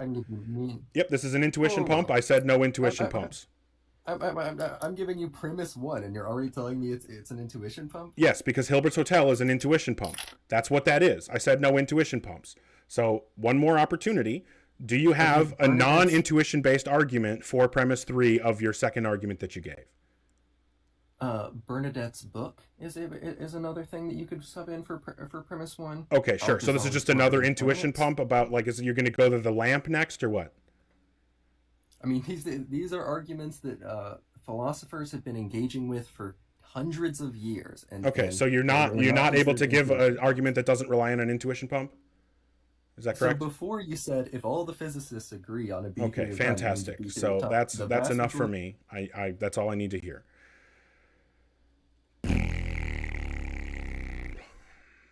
Yeah, he's going to talk about the book where it has an infinite number of pages. You open the front cover and you see the first page, but then you turn it over and you open the back and you can't find the last page because it's infinite. Because they get smaller and smaller and smaller and blah blah blah. It's just another Grim Reaper bullshit that is the unsatisfiable pair diagnosis. This basically just boils down to you can't have a sequentially ordered set. Like I don't remember the exact, like there's like 3 things that can't all go together at the same time. I don't remember it exactly off the top of my head. I'd have to look at my notes. Not worth it. That conversation was going nowhere. I said from the very beginning, very beginning, that I wasn't going to entertain intuition-based arguments about infinities because we don't have experience with infinities, so our intuitions are not tuned to be accurate when dealing with infinities. So if our intuitions can't help us in understanding infinities, we shouldn't be basing arguments about infinities on intuition. Said that from the beginning. If he wasn't able to pay attention, I don't know what to say. I feel like Humor would disagree with you about using intuitions. Yeah, well, humor can rim me after tacos. How's that? Oh, fuck. Although I will say the last book of his that I read, I like immediately started over again. So I guess maybe I'm more of a humor fanboy than I want to admit. Well, it's just more of like, even if you're wrong on most things, you can still have amazing insights on a few things. And Well- when you have those, Sorry, I didn't mean to cut you off. you're good. When you have those amazing insights, like it's well deserved. You like for people to relook it over. Well, I think that I think that it boils down to for humor, I think that he just like has a lot of really, really dumb positions, in my opinion. But he well, I honestly, please don't take this as too much of an insult. I think of humor in a similar light that I think of you. You both have takes that I think are wildly wrong for like very like important fundamental reasons.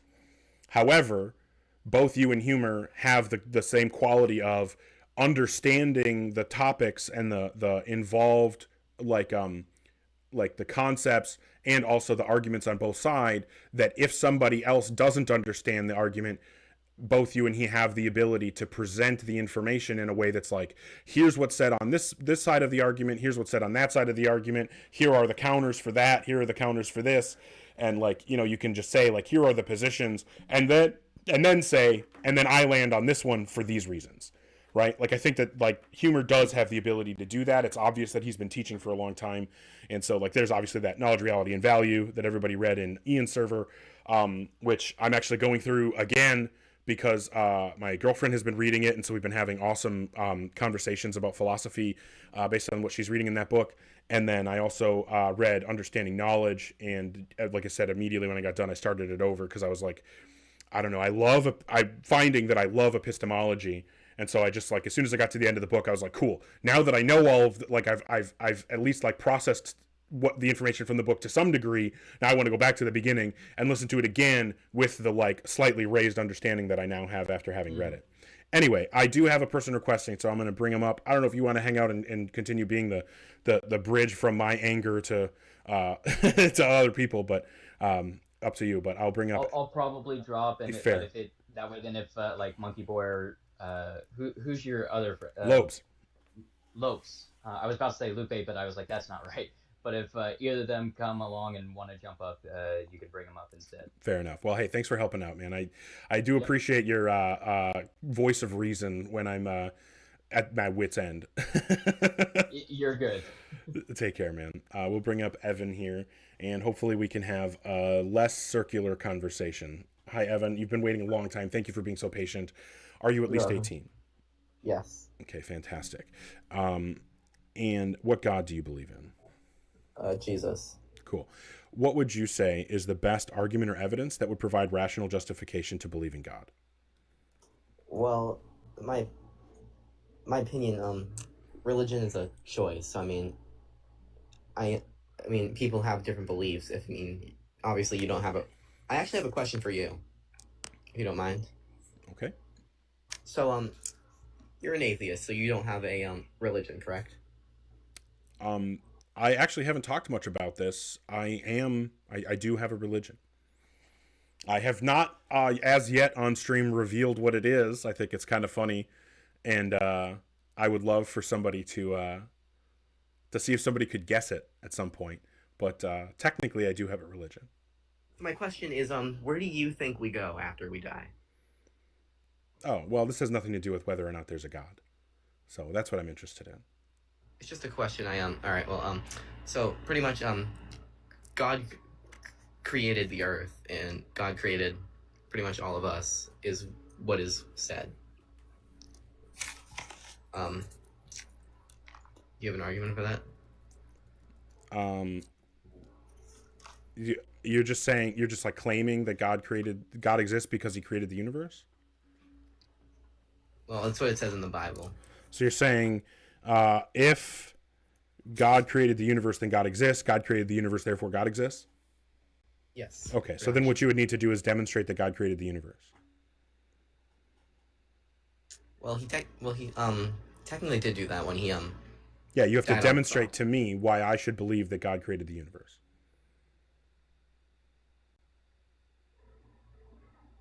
Wow, this is harder than I thought.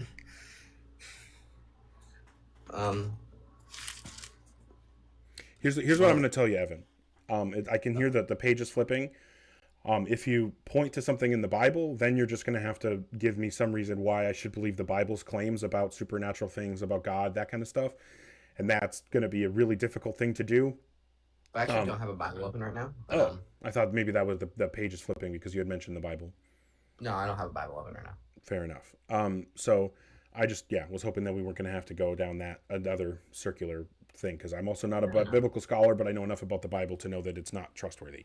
So anyway, I mean, in order for me, so like I said, it sounds like the argument that you gave was if God created the universe, then God exists. God created the universe, therefore God exists. So I just need to know why I would think that God created the universe, because as far as I can tell, the universe wasn't created. If the universe wasn't created, then what is the planet that we're living on right now? Earth. So, and Earth is part of the universe. Mm-hmm. So, how do you believe that there's no universe? I didn't say there's no universe. Can you clarify that? Yeah, I never said that there's no universe. So I don't know why I would have to defend the position that there's no universe. Okay, fair enough. What I'm saying is I have no reason to believe that the universe was created.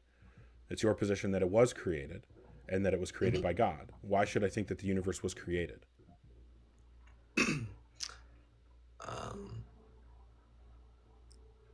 I honestly don't know. Yeah, I don't know either. And I think that if we don't have reasons to believe in things, then we shouldn't believe in them. And it sounds like you don't have a reason to believe that the universe is created. So I think that you should do your best to, think about that. And hopefully you will become convinced of the rational position that you don't, and stop believing that the universe was created.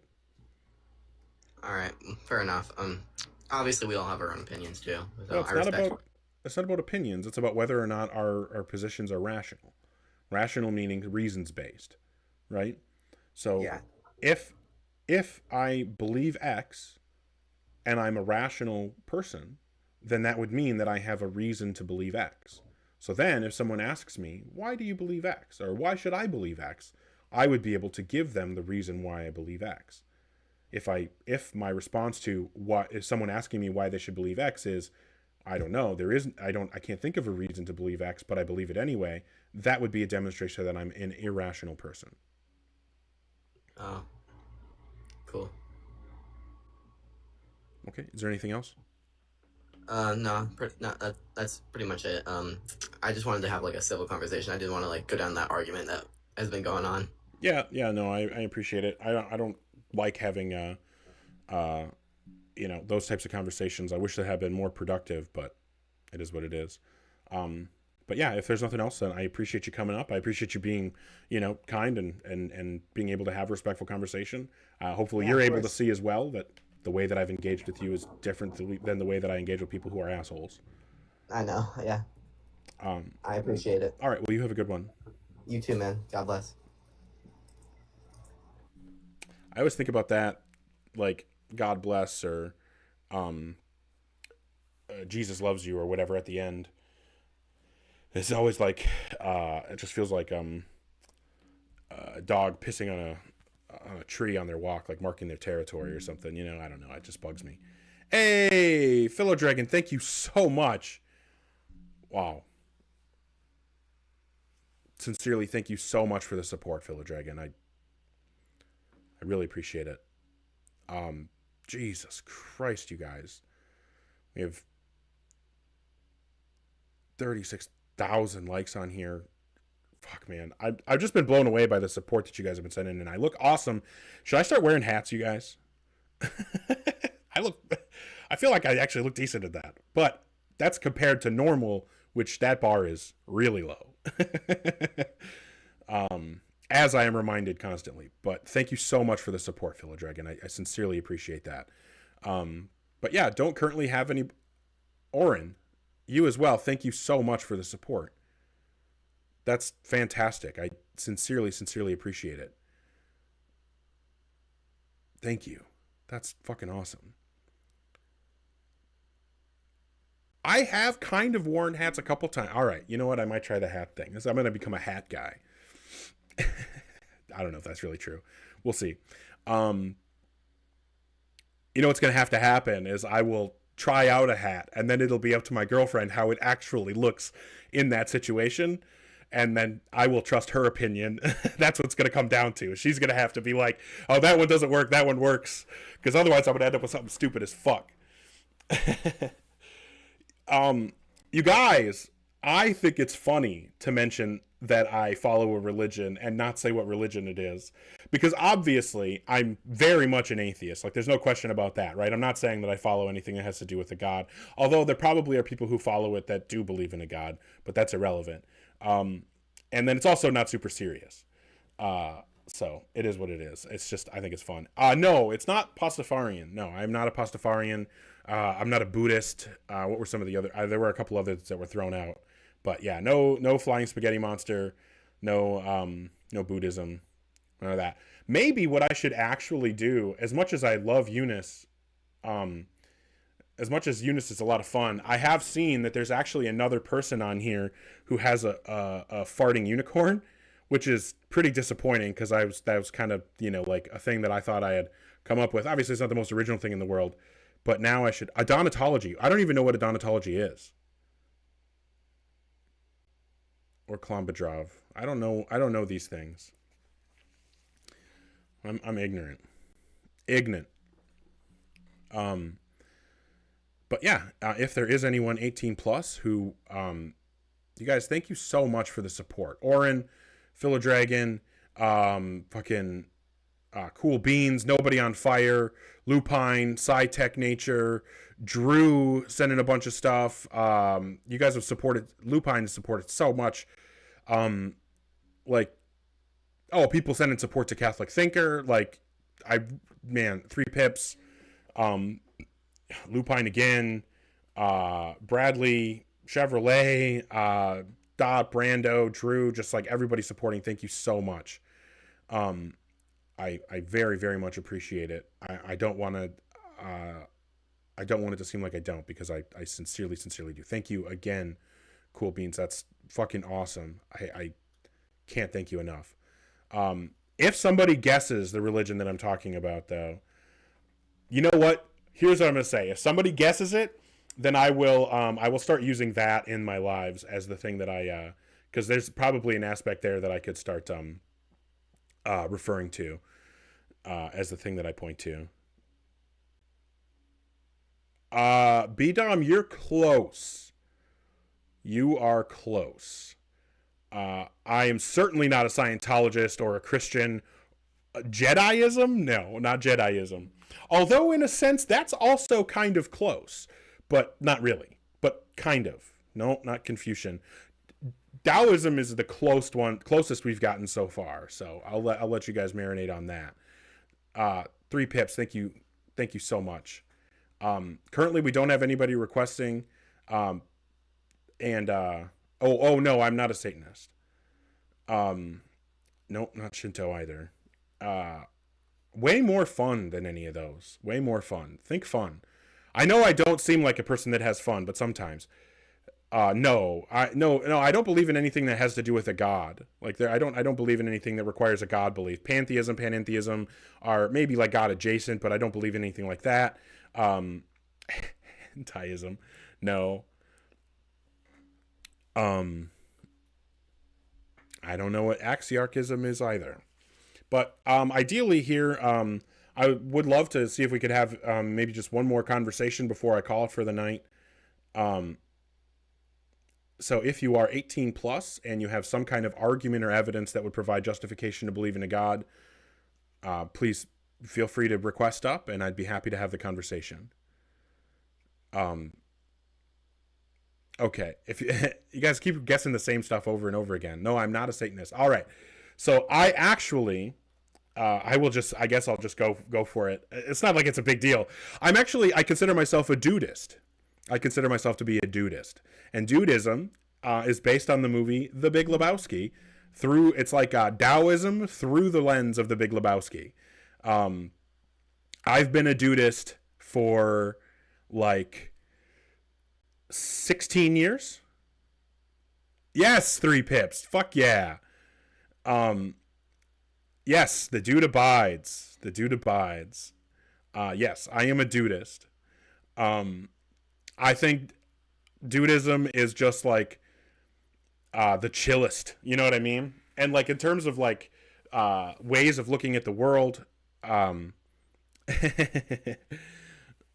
of looking at the world, I think that it's like something that I've learned from dudism is like sometimes dudism genuinely just watch the Big Lebowski. The main character is the dude. Dudism is just living like the dude or like having a similar approach to life as the dude. There are books on dudism, and yes, I have actually read books on dudism. So conservative budtender, dudism is basically Taoism through the lens of the movie The Big Lebowski. But I mean, hey, The Big Lebowski is a fantastic movie.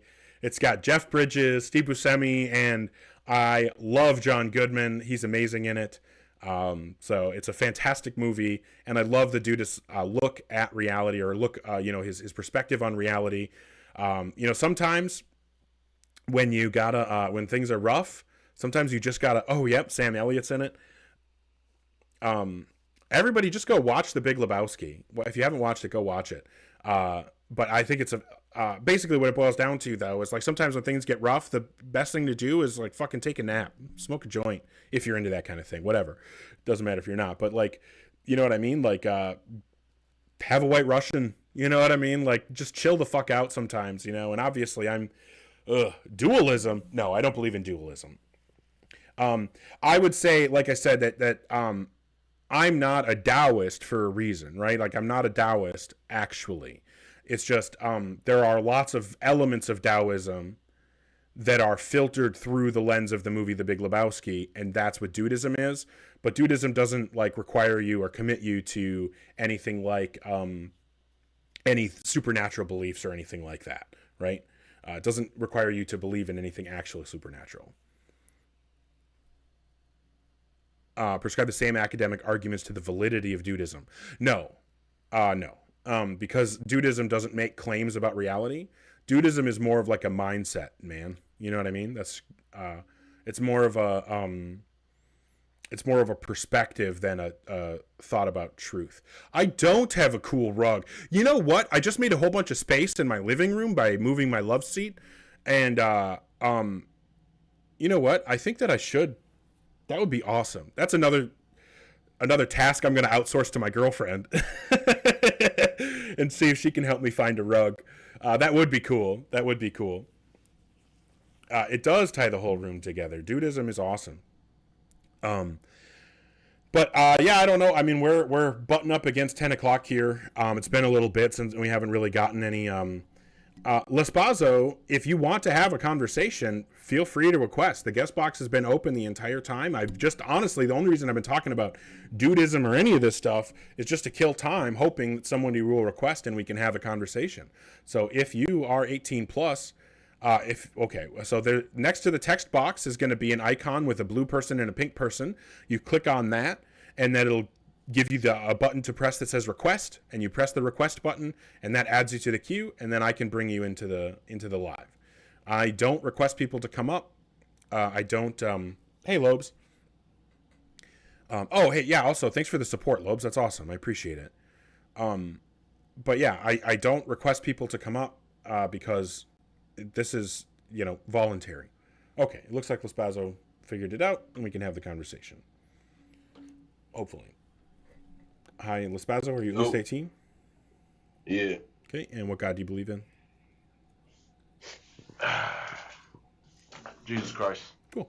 What would you say is the best argument or evidence that would give us rational justification to believe in God? The God that I believe in,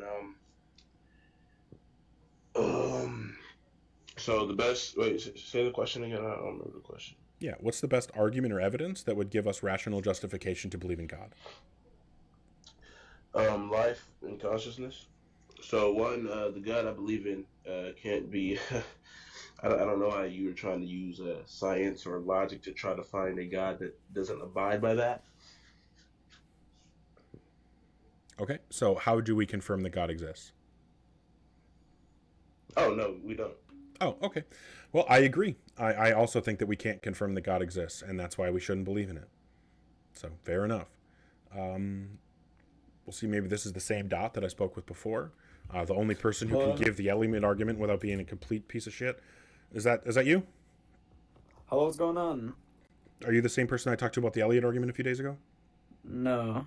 Oh, okay, fair enough. I thought there was another person with the same just period as their username that was talking about that. Yeah, a lot of people have this. Yeah. Yeah, fair enough. Hey, I'm old. I don't really I don't know what the kids are doing these days. Yeah. Anyway, no are you at worries, least 18? No worries. I am 18. Yeah. Okay. What God do you believe in? I believe in Allah. Okay. And what would you say is the best argument or evidence that would give us rational justification to believe in God? Is because I was possessed. You feel me? No. So a personal experience can't give me justification to believe in God.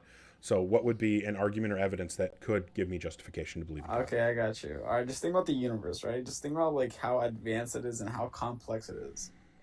Okay, the universe is think just complex. from that alone, yeah. Go ahead. I'm sorry. No, I was just making sure I was understanding. The universe is complex. Oh yeah. Just like the universe is complex, right? And just like from knowing that, like, it's just best to assume that there's a creator that created that. You know what I mean? Okay. Is it your position that anything that has a specific, like a certain level of complexity must have been created? I think so. Okay. Yeah. And how do we determine if something has that level of complexity that would require it to have been created? Because well, just look at how complex it is. You know what I mean? Like I can't Well, really right, go. but what's the level of complexity something needs to, like, give me an example of something that is not so complex it must have been created, and then an example of something that is so complex it must have been created. Okay, so like a pencil, right? That has to be created, obviously, because it's. But pretty much everything, to be honest, everything is complex. Like everything needs a creator. You feel me? Okay, so what you're saying is that you actually, when you look out in reality, you only see created things, right? Yeah, exactly. Okay, so then the problem, what you're saying is that you actually don't have a frame of reference to determine the difference between a created thing and an uncreated thing. And if you don't have a frame of reference to determine the difference between something that's created and something that's uncreated, then I don't think that you actually have the ability to speak on how we can tell whether something is created or not, because from your perspective, you have no experience. You only have experience with created things. You have no experience with uncreated things. You know what I mean? It's like if I had only ever seen, if I had never seen the color red my entire life or anything associated with red, like I had only ever seen what is it, like yellow and blue and green and shades of green, and I had never seen even like a shade of orange or purple or anything like that, only ever yellow and blue my whole life, would I have any actual concept of, like, would I be able to tell you like how to determine how red something is just by looking at it? No. Yeah, because I have no experience with redness. I wouldn't be able to describe what you're looking for to tell how red something is. So in the same way, since you have never experienced a non-created thing, you have no way of telling the difference between a created thing and a non-created thing. So if what we're talking about is how do we tell if something is created, and you have no ability to make that determination, then it sounds like you can't give this argument. I mean, well, I mean, it's pretty much just assumptions. You know what I mean? So like, What's assumptions? What I said or what you're saying? no, like what I'm saying, like, you know what I mean? Well, I Like, agree that it you're just assuming things, you're presupposing things to be true, and then saying, if I assume that these things are true first, can I make my experiences fit with the thing that I've assumed? And yeah, that's something our brains are really good at doing. That's called confirmation bias. So if you decide first what you want to believe in, then yeah, all the evidence, it's really easy to make most of the evidence that comes into you fit with that belief and ignore the rest. This is a very common thing that people do. So what I'm asking you is, how do I get to believing in God without making that assumption? So what do you think are the chances God exists? You know, when I'm being an asshole, I'll say 0. But I think if I'm going to be honest, I would say asymptotically close to zero. How's that? So you're saying there is a possibility. Yeah, it's like a vanishingly small possibility, right? It's like one of those But what makes you? it's like what makes you think that it's a small 0.0000000 and then like 1,000 or maybe a million more zeros and then one. But why would you think it's a small possibility though? Like, how did you come to that conclusion that it's a small possibility? How do you know that? The reason I came to that conclusion is that if we start out before looking at any evidence and we say, okay, either the world has supernatural qualities or you and I both agree that the world has natural aspects to it, right? Yeah. Okay, fantastic. And then you think your position is that there is also supernatural, at least some supernatural aspect to reality, right? Yeah, of course. Fantastic.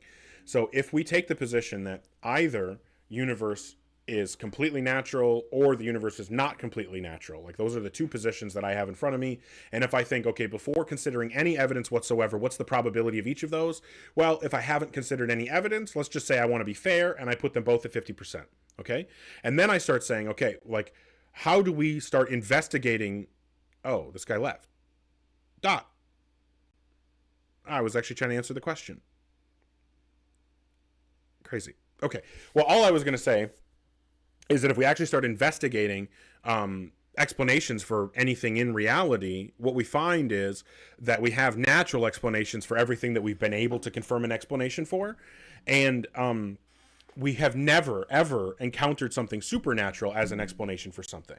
And so if we've never encountered a supernatural explanation for anything, then the next time we have an unanswered question that we're trying to explain, all of the times previously that the explanation turned out to be natural, every one of those instances would lower the probability of us expecting a supernatural explanation next time. So like before looking at any evidence, I would say they're 50-50, right? So 50-50, 50% possibility of God or of something supernatural, 50% possibility of everything being natural. And then when they find a natural explanation, they change, and then they change, and then they change, and they change, and they change, and they keep going this direction. And we've got to a point now where we have thousands upon thousands upon thousands of years where every single time that we have confirmed the explanation for any phenomena in reality, it's always been a natural explanation. And so every one of those times, like billions of instances of the laws of physics working and you know things working the way that we would expect nature to work, every one of those instances is an instance of lowering the probability of anything supernatural and raising the probability that naturalism is true. So we are past my cutoff time, and I started like an hour early tonight, so I have gone like 50% again longer than I normally do, and I revealed my religion tonight, lore drop on my religion. Hey, thanks, Lobes. Appreciate you. And oh, Chet sent a heart. You guys are awesome. I really genuinely appreciate all of you so much. Hey, thank you, Moon and Mikey. Hey, Cool Beans. Biogar's beard. I like that. That sounds cool. I sincerely appreciate everybody. Thank you so much. I'm going to go ahead and end the live. As I try to say at the end of all of my lives, remember that tomorrow is not guaranteed. You don't have any, you have no idea how many opportunities you have left to let your family and friends know how much they mean to you and that you love them. So make sure you take those opportunities. All right? Remember to tell them